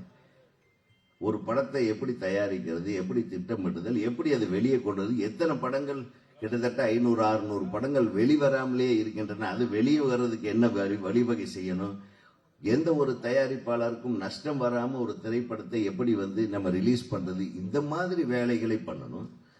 உங்க தயாரிப்பாளர்களுக்குள்ள இருக்கிற பிரச்சனையை எப்படி தீர்க்கிறது, அது எல்லாத்தையும் தூக்கி ஓரத்தில் வச்சுட்டு 1 கோடி ரூபா ஒரு படத்துக்கு செலவானா அதுல 3 லட்சம் ரூபா தான் பெப்சி தொழிலாளர்களுக்கு சம்பளமா போகுது. கான்ட்ராக்ட் இல்லாம வேலை செய்யற பெப்சி தொழிலாளர்கள் வெறும் 3 லட்சம் ரூபாய். அந்த 3 லட்சம் ரூபாய்க்கு சம்பளம் வாங்குறவங்க கூட போராடிக்கிட்டு நீ 30 லட்சம் ரூபாயை எங்கேயோ இழக்கிற, அதை சரி பண்ணாத விட்டுட்டு தேவையில்லாம இந்த போராட்டங்கள், இந்த மாதிரி பிரச்சனைகள் இதுதான் நடந்துட்டு இருக்கு. இது உங்களுக்கு புரியும் நினைக்கிறேன். நான் என்ன சொல்லியிருக்கிறேன், தயாரிப்பாளர் திடம்பட தயாரிப்பு வேலையில் மட்டுமே ஈடுபட்டால் தொழிலாளர்கள் உங்களுக்கு எப்போதும் கூட இருப்பார்கள். இதுதான். ஸோ இது எல்லாமே ஒருங்கிணைந்து நடந்திருக்கிறது இந்த படத்தை பொறுத்தவரையிலும். பாடலாசிரியர் பற்றி தம்பி சொன்னாரு, சில பேர் பாடலை அழகுபடுத்துறாங்க, சில பேர் இன்னொரு வார்த்தை சொன்னீங்க நல்லா இருந்தது, என்னது, உருக்குலைக்கிறாங்க.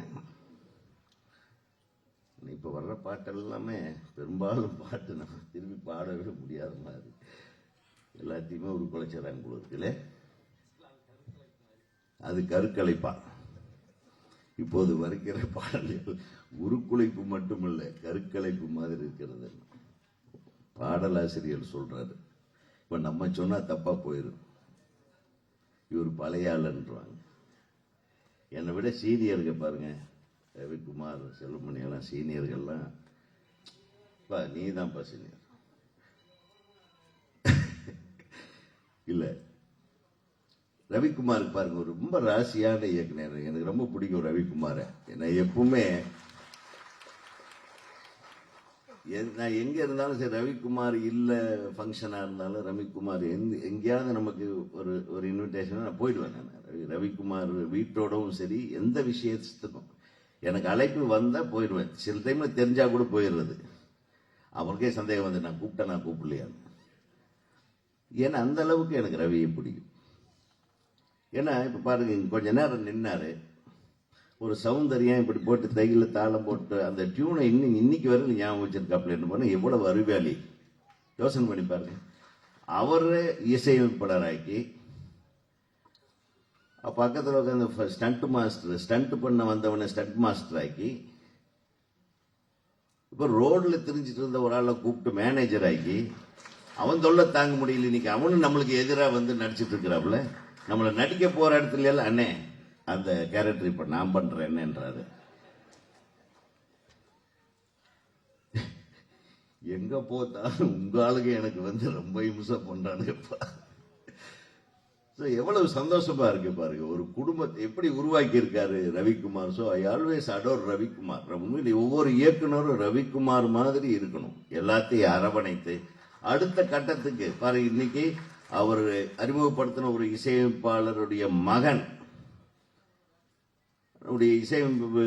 இசை வெளியீட்டு விழாக்கு அவர் வந்து உட்கார்க்கும் போது அவர் வந்து எவ்வளவு ஒரு பெருமிதத்தோட இன்னைக்கு இல்லைன்னா வந்த இடத்துல 5 நிமிஷம் உட்கார மாட்டாப்புல.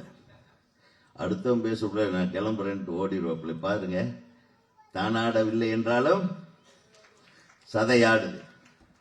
அதுதான் நம்ம கூட பிறப்பு யாரும் இல்ல நம்ம கூட பிறக்காம இருந்தா கூட, நம்ம பெத்தவங்களோ வளர்த்தவங்களோ இல்லாம இருந்தா கூட, நம்ம உருவாக்கணுங்க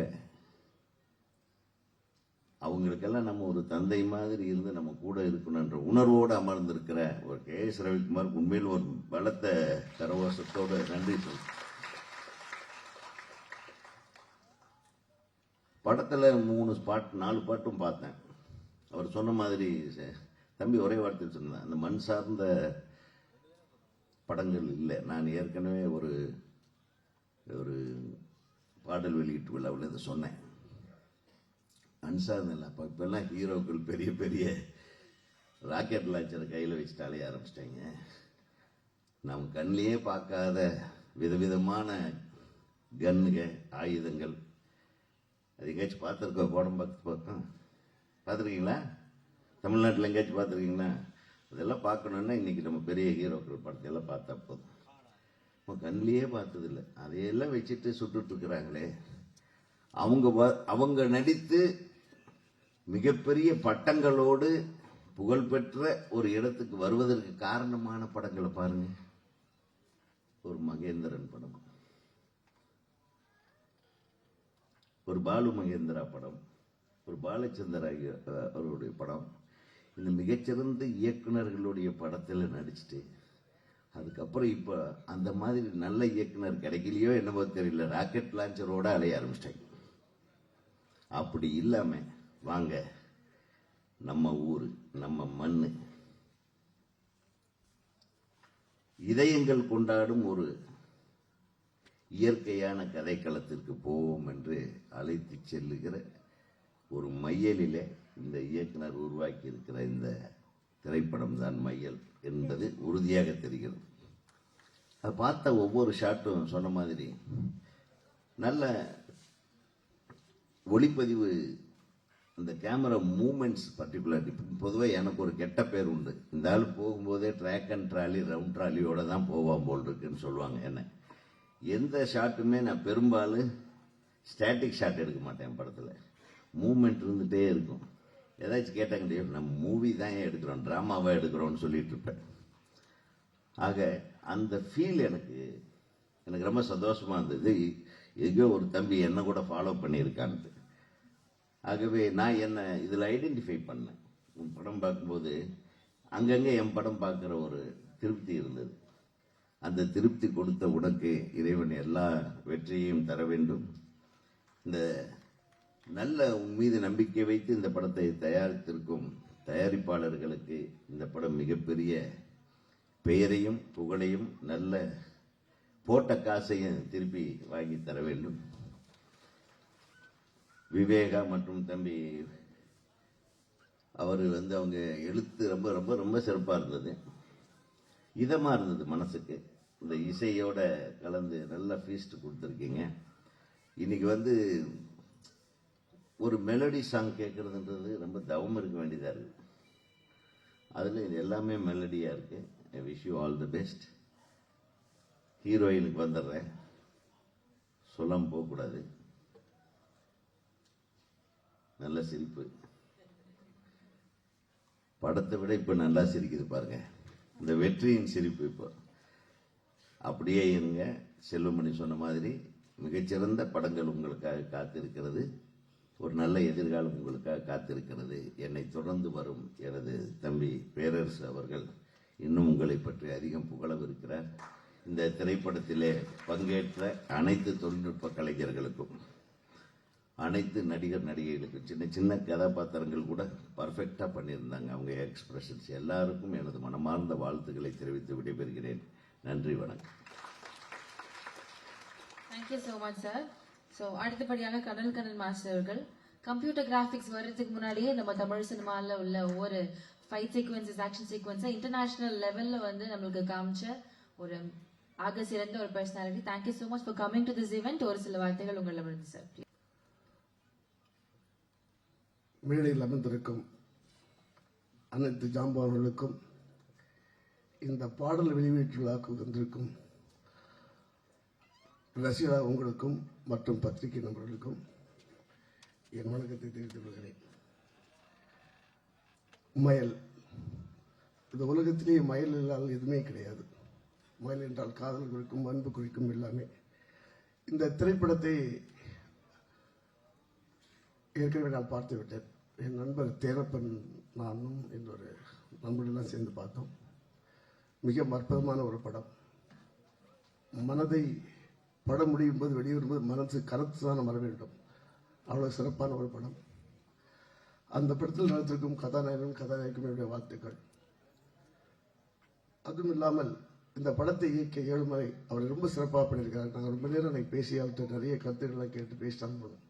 ஏன்னா அந்த படத்தை நான் பார்த்ததால தானே சொல்கிறேன், நம்ம படம் ஒரு வெற்றிமே அடையும். அதுவும் இல்லாமல் இந்த படத்தில் மியூசிக் டைரக்டர், அது விழாவின் நாயகன் அமர்கீத், அவருடைய முதல் ஒரு ஷார்ட் ஃபிலிமுக்கும் நான் போயிருந்தேன். அதில் ரொம்ப பெருமை அடைகிறேன். ஏனென்றால்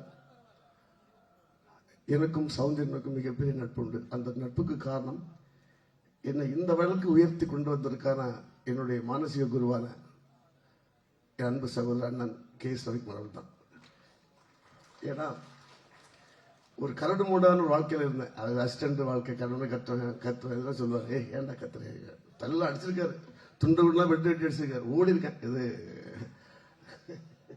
அப்படிப்பட்ட ஒரு வாழ்க்கையை செம்மைப்படுத்தி உருவாக்கி சேரன் பாண்டியன் படத்தை திரைப்படத்தில் அருமைப்படுத்தி அவருடைய ஒரு 60 படம் டைரக்ட் பண்ணிருக்கேன். ஒரு 58 படம் நான் தான் ஃபைட் மாஸ்டராக இருந்திருக்கேன்.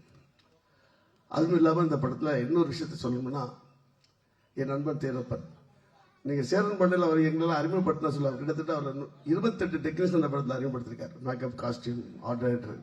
அந்த பெருமை இயக்குனர் கே.எஸ். ரவிக்குமார் சாருக்கு தான் சேரும். ஏன்னா ஒரு படத்துல மொத்த பேரையும் புதுமுகங்களை அறிமுகிறது சாதாரண விஷயமே இல்லை. என்ன சொல்றீங்க, அது அந்த பெருமை அவர்கள் தான் சேரும். அதில் தான் நாங்கள் தேனப்பன், நாங்கள் எல்லாரும் ஒரே யூனிட்டாக ஒரே சவரத்துடன் இருக்கிறோம். அந்த அவருடைய சௌந்தர்யனுடைய மகன் இசையமைத்த அமர்கீத் இசையமைத்த இந்த பயல் படத்தில் நான் கலந்து கொள்வது மிகவும் மிகவும் மகிழ்ச்சி அடைகிறேன். குறிப்பாக சொல்லப்போனா இந்த படத்தில் கதாநாயகன் அவர்கள் ரொம்ப பிரமாதப்பட்டிருக்காரு. அதை விடையும் பெயின்ஃபுல்லான ஒரு பர்ஃபார்ம் பண்ணிருக்கிறவங்க அந்த கதாநாயகி சம்ரித். அவங்க ரொம்ப நல்லா பண்ணியிருந்தாங்க, ரொம்ப நல்லா பண்ணியிருந்தாங்க. ரொம்ப பெயின்ஃபுல்லாக இருக்கும் அந்த படம் பார்க்கும்போது. ஏன்னா அந்த கதையை இப்போ நான் சொல்லக்கூடாது, அவ்வளோ ஒரு பெயின்ஃபுல்லான ஒரு படம். பெண்ணா வரும்போது நம்மளுக்கு அவ்வளவு இது மனசு கனத்து தான் நம்ம வருவோம். இந்த படம் மிகப்பெரிய வெற்றி அடைய வேண்டும். அது இல்லாமல் குறிப்பாக சொல்லப்போனால் என்னுடைய அருமை நண்பன் தேனப்பன் அது மிகப்பெரிய ஒரு கேரக்டர் பண்ணியிருக்காரு, வில்லன் கேரக்டர் மாதிரி பண்ணியிருக்காரு. அதில் என்னுடைய தம்பி தான் ஸ்டண்ட் மாஸ்டர் பண்ணியிருக்காரு. அவன் ஃபைட் பண்ணது நான் நினச்சிருந்தேன் ரோப்பை கட்டி எங்கேயாவது என்ன மாட்டுவான், தலையில தூக்கணும் வச்சுருந்தேன். ஆனால் எதுக்கும் தயார்னாலும் அதில் பண்ணியிருந்தார். நான் அடிச்சு தூக்கி போட்டு போஸ் கொடுத்துட்டேன்னு நான் பார்க்கலாம். நானே அந்த பெரிய தட்டில் இருந்து கை தட்டிட்டேன். அந்த அளவுக்கு சிறப்பாக பண்ணியிருக்காரு. இந்த படம் மிகப்பெரிய வெற்றி அடையணும். எல்லாம் வல்ல இறைவனை வாழ்த்துகிறேன். பாரத தாய்க்கு நன்றி தெரிவித்து Jai Hind. Thank you so much sir. அடுத்தபடியாக PL தேனப்பா அவர்களை அன்போடு பேச அழைக்கிறோம். நிறைய பேர் உங்களை பாராட்டி நிறைய விஷயங்கள் பேசிட்டாங்க சார். இந்த படத்தினுடைய அனுபவம் ஒரு சில வார்த்தைகள்ல நீங்களும் ஷேர் பண்ணணும்னு ஆசைப்படுறோம். ப்ளீஸ். ஆங்கர் பண்ண இல்லை ஓகே. வாழ்த்து வந்த அனைத்து நல்ல உள்ளங்களுக்கும் என்னோட மாலை வணக்கம், காலை வணக்கம். ஐ திங்க் மாலை ஆயிருந்து நினைக்கிறேன் முடிகிறதுக்கு. இப்போ இந்த படத்தை பற்றி சொல்லணுன்னா, நடிக்கிறதுக்காக போனேன். போய் இப்போ ப்ரொடியூசரும் இந்த படத்தோட ஹீரோவும் பிரதர் மாதிரி ஆயிட்டாங்க. அதனால் இந்த படத்துக்கு வந்து ஃபுல்லாக என்னால் முடிஞ்ச ஹெல்ப் பண்ணி கொடுத்துக்கிருக்கேன். அப்புறம் இந்த படத்தில் டைரக்டர் வந்து ரொம்ப கான்ஃபிடண்ட்டான டைரக்டர் இளமலை. நிச்சயமாக அவருக்கு ஒரு நல்ல எதிர்காலம் இருக்குன்னு நினைக்கிறேன். இந்த படம் பெரிய வெற்றி அடையும், அதில் எந்த நம்பிக்கையும் இல்லை. நல்ல நம்பிக்கை இருக்குது, இல்லை குழப்பமாக இருக்குது. நான் என்ன சொல்ல வரேன்னா, இப்போ செல்வமணி சார் சொன்னார் பெப்சி வந்து இன்னொன்று ஆரம்பிக்கிறாங்க அப்படின்னு சொன்னாங்க. அது ஏதோ சீட்டு கம்பெனி ஆரம்பிக்கிற மாதிரி ஆரம்பிச்சுட்டு இருக்காங்க. டெஃபரெண்ட்டாக பெப்சி எல்லாம் உடைக்கலாம் முடியாது. நான் தொடைய தட்டி சொல்கிறேன், நான் பெப்சி மெம்பர் தான். இன்றைக்கி ப்ரொடியூசராக இருந்தாலும் நான் பெப்சி மெம்பர் தான், இல்லை நோ டவுட்டு. அது வந்து இன்றைக்கி வந்து ஒரு ஷூட்டிங் ஸ்பாட்டில் தைரியமாக ஒரு இடத்துல நிற்கிறோன்னா அது பெப்சியோட லைட் மேனும் அந்த டெக்னீஷியனால தான். ஏன்னா இன்றைக்கி இருக்க புது ஆளில் வச்சு போனோம்னா மண்டையில் போட்டு நம்ம கொண்டுருவாங்க. எதை நம்பி நம்ம போடுறதோ 5000 ரூபாய்க்கு யூனியன் கார்டு கொடுக்குறாங்களாம். என்ன தப்பாக இருக்குது இது? வந்து ரொம்ப கண்டிக்க வேண்டியது, நிச்சயமாக இல்லாட்டி பேசி தீர்க்க வேண்டியது என்று சொல்கிறேன். அதனால் இப்போ நேரத்தை கடந்து நான் சீக்கிரமாக பேசி நிறுத்திக்கிறேன். இந்த படம் நல்லபடியாக வெற்றி அடையணும் எல்லாமே இறைவனை வேண்டி விடைபெறுகிறேன். நன்றி, வணக்கம். Thank you so much sir. அடுத்தபடியாக லிரிசிஸ்ட் விவேகா அவர்களை பேச அழைக்கிறோம். பல அற்புதமான, இன்னைக்கும் நம்ம ஒவ்வொரு இமோஷன்ஸ்க்கும் முணுமுணுக்கிற பல லிரிக்ஸை வந்து கொடுத்துருக்கீங்க. ரொம்ப நன்றி சார். இந்த படத்துலயும் உங்களுடைய வரிகள் வந்து முணுமுணுக்கப்படும். Thank you so much.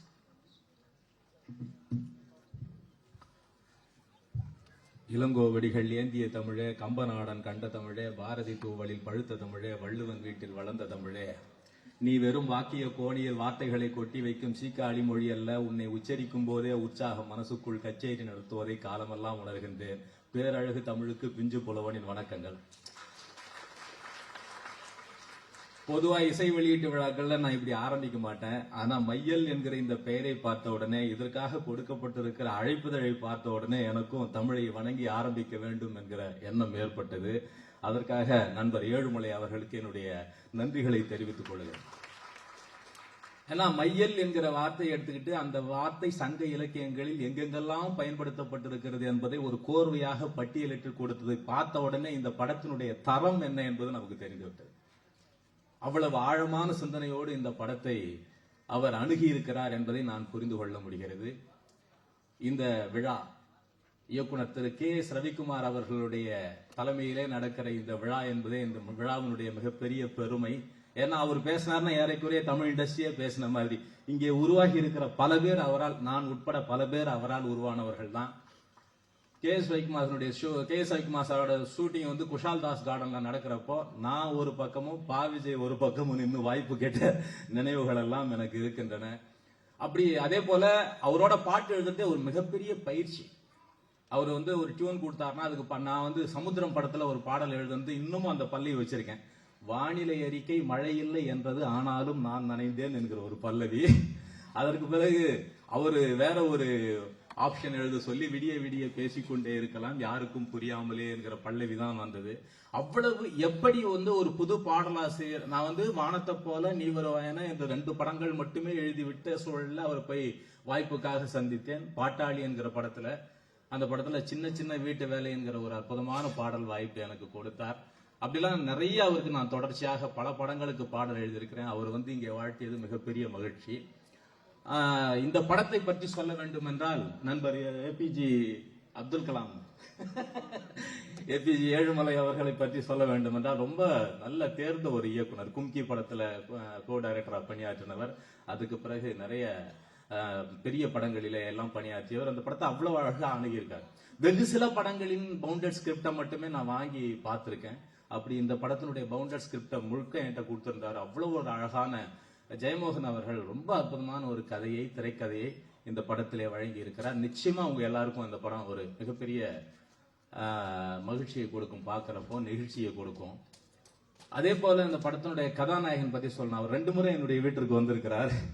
ஒவ்வொரு முறை வருகிற போதும் அந்த புத்தகங்களை பார்த்த உடனே அவர் வியப்பா புத்தகங்களை பத்தி பேச ஆரம்பிப்பார். பெரும்பாலும் நடிகர்கள் புத்தகங்களை பத்தி பேசுவது நமக்கு ஆச்சரியமா இருக்கும். அப்புறம் என்ன சார் அப்படின்னு நாங்க தாஸ் காபிட்டல் பத்தி பேசிக்கிட்டு இருந்தோம். கடைசியா வந்து நாங்க அவரும் வந்து என்னுடைய வீட்டுக்கு வந்தப்போ நாங்க பேசும்போது தாஸ் கேபிட்டல் பத்தி ஒரு நடிகர் பேசுவது என்பது அவ்வளவு மகிழ்ச்சியா இருந்தது எனக்கு. உடனே கார்ல் மார்க்ஸ் பத்தி மார்க்சியம் எப்படி சார் தயாரிப்பாளர் அவர்கள் பேச ஒரு அற்புதமான ஒரு இலக்கிய கலந்துரையாடல் மாதிரி நிகழ்ந்தது அந்த நிகழ்வு. அதுக்கு காரணம் அந்த மாதிரி ஒரு கதாநாயகன் இந்த படத்துல அப்படி ஊன்றி கவனித்து கதை என்ன இருக்கிறது, திரைக்கதை எப்படி வந்திருக்கிறது என்பதெல்லாம், அவர் எழுத்தாளர்கள் மேல எவ்வளவு மரியாதை வைத்திருக்கிறார் என்பதையெல்லாம் நான் இந்த படத்தில் அவரோடு பேசும்போது புரிந்து கொண்டேன். அதே போல பாத்தீங்கன்னா இந்த படத்தினுடைய இசையமைப்பாளர் அமர்கீத் ரொம்ப அழகான பாடல்களை கொடுத்திருக்கிறார். அதாவது என்னன்னா இந்த படத்திற்கு என்ன தேவையோ அதுக்கேற்ற மாதிரி இசையை அவர் கொடுத்திருக்கிறார். ரொம்ப மகிழ்ச்சியா இருந்தது எனக்கு. அப்படிப்பட்ட ஒரு இசையமைப்பாளர் அமர்கீத்துக்கு என்னுடைய வாழ்த்துக்களை நான் தெரிவித்துக் கொள்கிறேன். இசையமைப்பாளர் சௌந்தர்யன் அவர்களுடைய வாரிசு புதல்வர், அவரை தாண்டி இசையுலகில பெரிய வெற்றி அடைய வேண்டும் என்று என்னுடைய வாழ்த்துக்களை இந்த நேரத்திலே தெரிவித்துக் கொள்கிறேன். இந்த மையல் பல பேருடைய இதயங்களை கொள்ளையடிக்க வேண்டும் என்று இந்த இனிய தருணத்திலே வாழ்த்தி இங்கே வந்திருக்கிற அத்தனை பெரிய மனிதர்களையும் வணங்கி நன்றி கூறுகிறேன். நன்றி, வணக்கம். Thank you so much sir. அடுத்தபடியாக இயக்குனர் பேரரசு அவர்கள் இவங்க என்ன பேச போறாங்க அப்படின்னு சொல்லிட்டு நீங்க எல்லாரும் இருக்கிற ஆர்வம் மாதிரியே மேல இருக்கிற ஜாம்பவான்களும் வந்து ஆர்வமா இருக்காங்க, இன்க்ளூடிங் மீ. சார் ஒரு சில வார்த்தைகள் சார். அனைவருக்கும் வணக்கம்.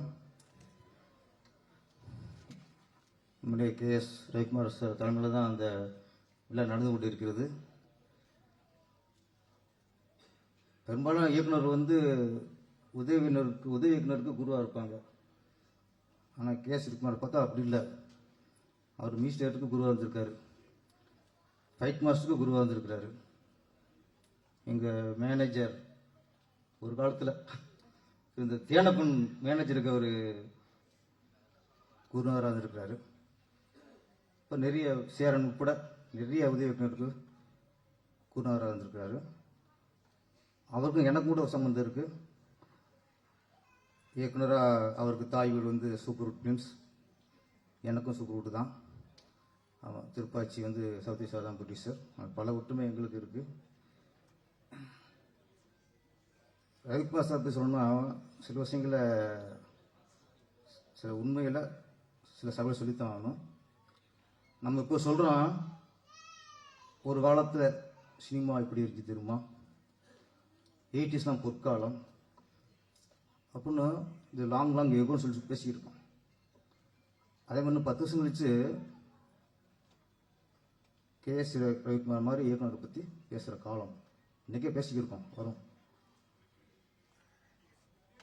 ஏன்னா அவங்க காலம் பொற்காலம்.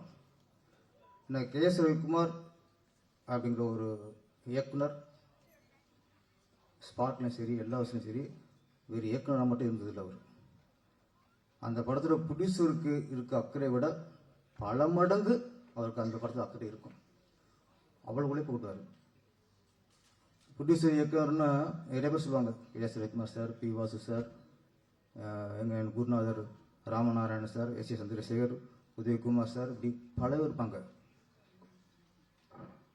இவங்கள மாதிரி இயக்குநர்கள் அதிகமாக இருந்தால் தான் இண்டஸ்ட்ரி நல்லா இருக்கும். முதல்ல ப்ரொடியூசர் நேசிக்கணும். நிறைய நல்லா சொன்னார் உதயகுமார் சார். ப்ரொடியூசர் இல்லாமல் யாரும் இல்லை. மியூசிக் இருக்கட்டும், டைரக்டராக இருக்கட்டும், ஃபைட் மாஸ்டராக இருக்கட்டும், டான்ஸ் மாஸ்டராக இருக்கட்டும், எல்லா டெக்னீஷியன் இருக்கட்டும், எல்லாருக்கும் ஒரே முதலாளி ப்ரொடியூசர் தான். ஆனால் முதலாளியாக இருக்கணும். பணம் கொடுக்க மட்டும் இல்லை, எல்லா வகையிலும் ஒரு முதலாளியாக இருக்கணும். அது மாதிரி உங்கள் காலம்லாம் பொற்காலம் சார். உண்மையிலேயே நம்ம கதை, திரைக்கதை, வசனம், இயக்கம் கற்றுக்கிறத விட முதல்ல வீண் செலவு எப்படி குறைச்சிக்கணும், அது உங்களை மாதிரி இயக்கிட்டு தான் தெரிஞ்சுக்கணும். இன்னொன்று சொன்னீங்க, 3 மாதத்தில் சாதி சார் பார்த்து பிடிச்சி முடிச்சு கொடுக்க சொன்னார்ன்ட்டு. எனக்கு தான் ஒன்று வந்துச்சு. திருப்பதி அவங்க ஃபஸ்ட்டு டேட்டை ஃபிக்ஸ் பண்ணிட்டாங்க. ஏப்ரல் 14 தான் தமிழ் புத்தாண்டு அன்னைக்கு. நான் ஷூட்டிங் ஆரம்பித்தது ஜனவரி 5. ஜனவரி 5 ஷூட்டிங் ஆரம்பித்து மார்ச் 8க்குள்ளே ஃபஸ்ட் இயர் கொடுத்துட்டேன். Ajith sir hero. இல்லை உங்களை மாதிரி இயக்குனர் கற்றுட்ட விஷயம்தான். நமக்கு உண்மையிலே ஈடுபாடோட பிளான் பண்ணி பண்ணால் எல்லாம் வரும். அதுக்கெல்லாம் எல்லோரும் நீங்கள் முன்னோடியாக இருந்தீங்க. தேனப்பன் சார், அவருக்கு ஒரு சொல்லுவாங்களே முழுசாக சொந்த முடியாக மாறிட்டாங்கன்ட்டு, அந்த மாதிரி ஒரு முழுசாக ஒரு நடிகராக மாறிட்டார் அவர். எல்லாமே எல்லா வகையிலுமே பந்தா பேசுறீங்க சார். நீ சொன்னது உண்மைதான். ஹீரோனிக்கு தேடினார் பற்றில அங்கேயே முழு நடிகர் ஆகிட்டார் அவர். நான் நடித்தேன் முழு நடிகர் ஆகிட்டார். அந்த தயாரிப்பாளர் சிந்தனைலாம் போச்சு. முழுக்க முழுக்க நடிகராக தான் இருக்கான்னு நினச்சேன். ஆனால் கரெக்டாக இன்றைக்கி இண்டஸ்ட்ரி தகுந்த விஷயத்தை அன்றைக்கி சொல்லியிருக்காரு. நன்றி சார், தேவைப்படும் சார். உழைப்பாளருக்கு சப்போர்ட்டாக வந்திருக்கீங்க, ரொம்ப நன்றி. மையல் மையல்னா மோகம் தான் கரெக்டாக அர்த்தம் கவிங்கிற. ஈர்ப்பு ஈர்ப்பு மோகம். ஆமாம், தமிழ்நாட்டிலேயே தமிழ் மக்களுக்கு எல்லாத்தையும் விட ஒரு மையல் அப்படின்னா சினிமா தான். சினிமா மேலே எல்லாருக்கும் அந்த மோகம், அந்த மையல் இருக்கு. அந்த மையல் இருந்தனால தான்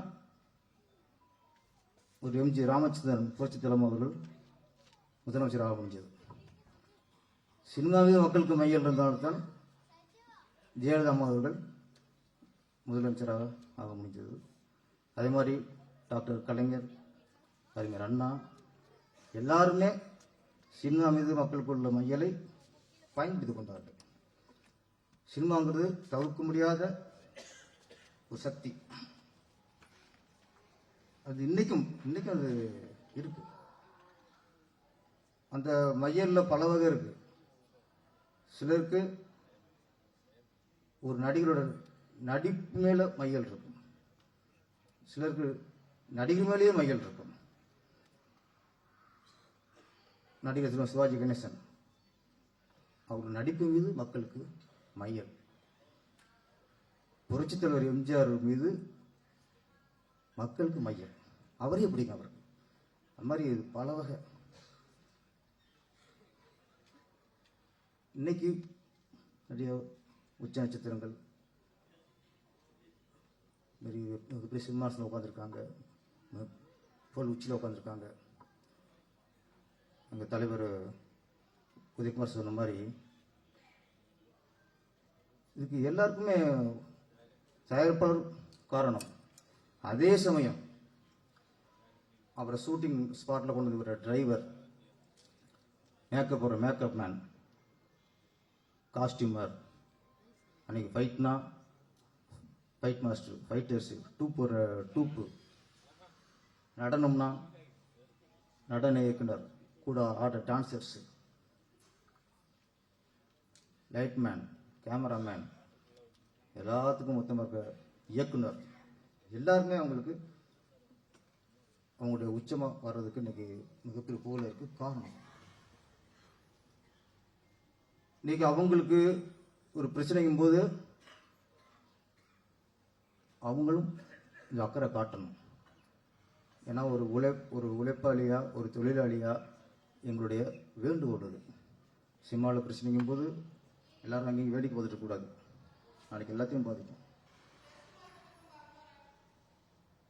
உதயகுமார் சார் எல்லாரும் சொன்னாங்க, விஷயத்தில் விரிவாக பேசிட்டாரு.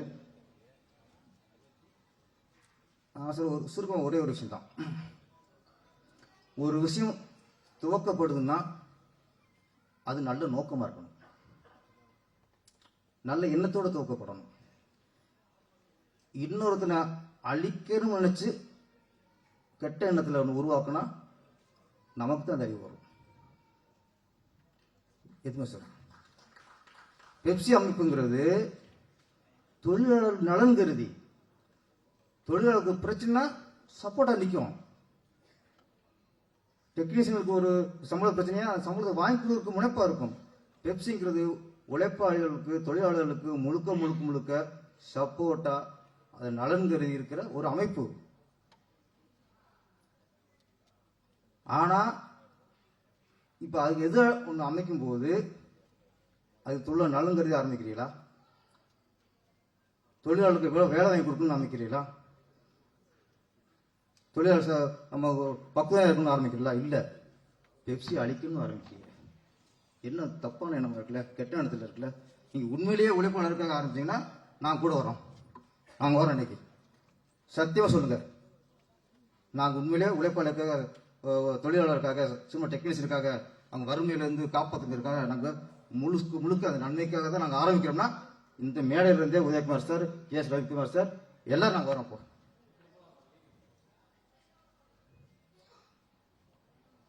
ஒன்றே ஒன்று தான் சிட்ட கொஸ்டின்.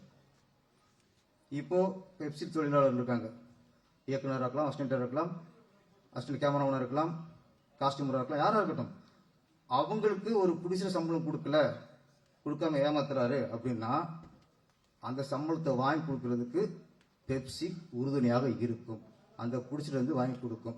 தயாரிப்பாளர்களே ஒரு தொழிலாளர் சங்கத்தை ஆரம்பிச்சா அங்கே இருக்க தொழிலாளர்களுக்கு சம்பள பிரச்சனைனா யார்கிட்ட வாங்குவாரு? உங்க சங்கம் உங்கள்கிட்ட போற கூட எப்படி வாங்கி கொடுப்பீங்க? அங்கே சேர்றவங்க யோசிக்கணும். நான் சொல்றேன், அங்கே சேர்றவங்க இதை யோசிக்கணும். நல்ல மையல் நான் சொல்றேன், தமிழ்நாடு மக்களே சினிமாங்கிறது மோகமா இருக்கு. அந்த மோக சினிமா வளர்த்துருக்கு. இன்னைக்கு சினிமாவில் உள்ளவங்க கொஞ்சம் நமக்குள்ள ஒற்றுமை இருக்கணும். பதவிங்கிறது இன்னைக்கு வந்து பெப்சி தலைவர் செல்வமணி சார் தலைவர் பதவி, நாளைக்கு இன்னொருத்தர் வரலாம். ஏகசி தலைவர் சங்கத்தில் உதயகுமார் சார் இருக்காரு, நாங்கள் இருக்கோம். நாங்களே சங்கம் இல்லை, இன்றைக்கு பதவியில் இருக்கோம், அவ்வளோதான். நாளைக்கு இன்னொருத்தர் வருவாங்க. இது வந்து பதவியில் இருக்கிற அந்த போட்டி, அந்த ஈகோவில் சங்கத்தை அழிச்சிடக்கூடாது. அதுதான் எங்களோட வேண்டுகோள். மையல் மேல்படுத்துக்கு வந்துடுவோம். கதாநாயகி இப்போ மைனா பார்த்தோம். மைனா பார்க்கும்போது அந்த இது தெரிஞ்சுது, கொஞ்சம் அந்த சில இதெல்லாம் சாயல் தெரிஞ்சுது. நான் சொன்ன அந்த மயில் சொன்னேன்ல, மைனாவில் வந்து கதாநாயகன் விதார்த்தா இருக்கலாம், ஆனால் உண்மையான கதாநாயகங்கிறது சேது தான். சேது சார், உங்களுக்கு அதில் சரியான ஜோடி அமையலை, ரொம்ப டார்ச்சர் அனுபவிச்சிட்டியா. ஆனால் இதை சரியான ஜோடி அமைச்சிச்சு உங்களுக்கு. ஆமாம், அந்த ஜோடி சிரிக்கவே மாட்டாது, சிட்டுனே இருக்கும், டார்ச்சர். இப்போ கரெக்டாக இதனால பொறுமையாக இருந்ததுக்கு அடுத்து நல்ல ஜோடி உங்களுக்கு கிடைச்சிருக்கு. அப்போ எனக்குன்னா மைனாவில் இருக்கும்போது சேதுவுக்கும் ஏற்கனவே 7 மணிக்குமே அமலாப்பல் மேலே ஒரு மையம் இருக்குதுன்னு நினைக்கிறேன், ஒரு மோகம் இருந்திருக்கு. 2 முடிவு வந்துட்டாங்க, அமலாப்பல் மாதிரியே ஒரு ஹீரோயின் பிடிக்கணும்ட்டு. தேவை பிடிச்சி உண்மையிலே பல க்ளோஸ்அப் அவங்க சிரிப்பு எல்லாம் பார்க்கும்போது அப்படியே அமலாப்பல் பார்க்குற மாதிரி இருக்கு. அதனால உங்களுக்கும் இயக்குனருக்கும் அமலாப்பல் உள்ள ஒரு மையல்ல அது மாதிரி ஹீரோயின் தேடி பிடிச்சிருக்கீங்க. மைனாவில் இன்ஸ்பெக்டர் பார்த்தோம், ஆனால் ஒரு 5 வருஷம் படம் வந்து, ஆனால் அதோட இளமையாக இருக்கீங்க நீங்கள், புரியல எனக்கு. அது அண்ணன் அப்போ இன்ஸ்பெக்டர் பார்த்தோம். இப்போ 5 வருஷம் கழிச்சு பார்க்கும்போது ஒரு அப்பா கேர் பண்ணுற மாதிரி தான் ஆகும். ஏன்னா பொண்ணு மாதிரி அப்பா கேரக்டரு, நம்ம உதயகுமார் சார் மாதிரி பெரியப்பா கேரக்டரு, இது மாதிரி பண்ணணும். ஆனால் பரவாயில்ல, இன்னும் இளமை அப்படியே உதயகுமார் சார் பார்க்குறாரு. உனக்கு 40 வைக்க அடுத்த ஃபங்க்ஷனில் இருந்தார். நான் அப்பா பண்ணிட்டேன், பிரச்சனை இல்லை. அது இளமை அப்படியே இருக்கு சார். நீங்கள் அதில் இன்ஸ்பெக்டர் நடிச்சு கூட இப்போ ஹீரோவுக்கு கரெக்டாக அம்சமாக இருக்கீங்க. அப்புறம் இந்த விழா நாயகன் அமர்கீத், சவுந்தர் சாரோட மகன். நாங்கள் இந்த வகையில் நாங்கள் இந்த சினிமாவை பொறுத்த வரைக்கும், கலைத்தை பொறுத்த வரைக்கும் நாங்கள் வாரிசை வர இருப்போம். என்ன சினிமாத்துக்குள்ள வாரிசு தான் வரணும், என்ன பார்த்தா நல்லா இருக்கும். ஒரு இயக்குனர் பையன் இயக்குனராக வரணும், மியூசிக் பையன் மியூசிக் வரணும், தயாரிப்பாளர் பையன் தயாரிப்பாளர் வரணும். கலைத்துறையில் வாரிசுங்கிறது வரவேற்கணும், நாங்கள் வரவேற்கிறோம். என்ன உட்காருங்க. சவுந்தர் சார் ரொம்ப ரொம்ப ரொம்ப நண்பர், ரொம்ப எளிமையானவர். ஆமாம், ஒவ்வொரு தகவலுக்கும் சொல்கிறேன், இயக்குனராக இருக்கட்டும், நடிகராக இருக்கட்டும், தயாரிப்பாளராக இருக்கட்டும், அவங்க ஜெயிச்சதை விட, தான் புகழடைச்சதை விட, தான் எவ்வளோ வெற்றி அடைந்தா கூட அவர் சந்தோஷம் இருக்காது. ஆனால் அவங்க பையன் வெற்றிக்காக காத்திருப்பாங்க. தன் பையன் வெற்றி தான் அவங்களுக்கு ஒரு முழுமையான வெற்றியை தரும். தன்னோட வெற்றியை தவிர அதை விட பல மடங்கு அவங்களுக்கு அதான் தரும். கண்டிப்பாக உங்கள் மூலியமாக உங்கள் அப்பாவுக்கு இன்னும் உங்களுக்கு சார் இன்னும் பொறுப்பு கொடுங்க சார் நீங்கள். ஆமாம் சந்தி. அப்புறம் இந்த கவிஞர்கள் நம்ம ஏக சொல்ல தேவையில்லை, கவி குட்டி தீத்துருவார் அப்படியே. அப்புறம் ஏகாதசி அதில் ஒரு ஒரி நல்லா இருந்துச்சு சார். அந்த உன் கையில் ஏகப்பட்ட வரட்டி நல்லா இருந்தது. 3 படமே சூப்பர். மைனாங்கிற அது மைண்ட் பதிஞ்சு போச்சு. ரொம்ப நாளைக்கு அப்புறம் எல்லாம் சொன்ன ரொம்ப நாளைக்கு அப்புறம் இந்த படம் மையல் ஒரு கிராமிய மனத்தோட இசையும் சரி எல்லாம் சரி ரொம்ப ஒரு காதுக்கும் கண்ணுக்கும் இதயத்துக்கும் எல்லாத்துக்குமே இதமாக இருந்தது. இந்த படம் மிகப்பெரிய வெற்றி அடைய வேண்டும். இந்த வெற்றியை தொடர்ந்து திரைப்படத்தை தொடர்ந்து எடுத்துக்கொண்டிருக்க வேண்டும். நிறைய கலைஞர்களுக்கு வேலை கொடுங்க. நன்றி, வணக்கம். Thank you so much sir. அடுத்தபடியாக திரைப்படத்துறை இயக்குனர் ஏழுமலை அவர்கள் ஒரு சில வார்த்தைகள் பேசுவார்கள்.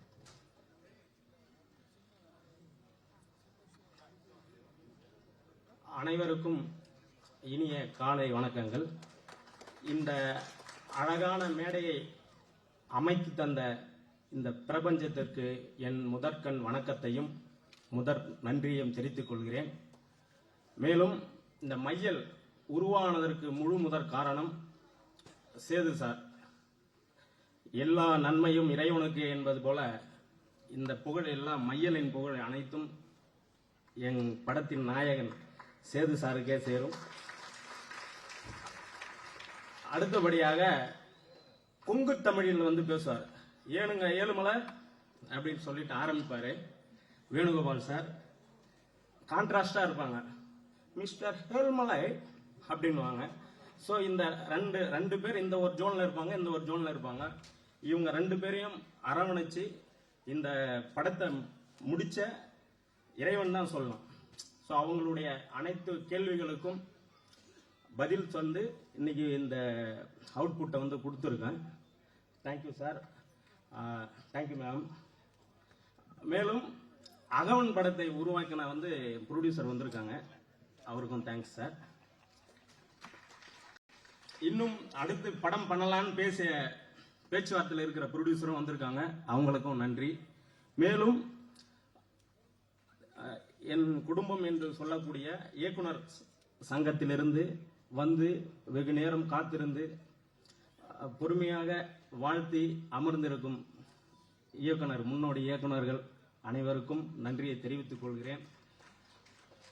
ஷோ ஆரம்பிக்கிறாங்கன்றதால பேர் சொல்ல சார், மன்னிச்சிருங்க. மேலும் சௌந்தர்யன் சார் பாட்டு விஷுவல் பார்த்த உடனே கட்டிப்பிடிச்சு ஒரு முத்தம் கொடுத்தாரு.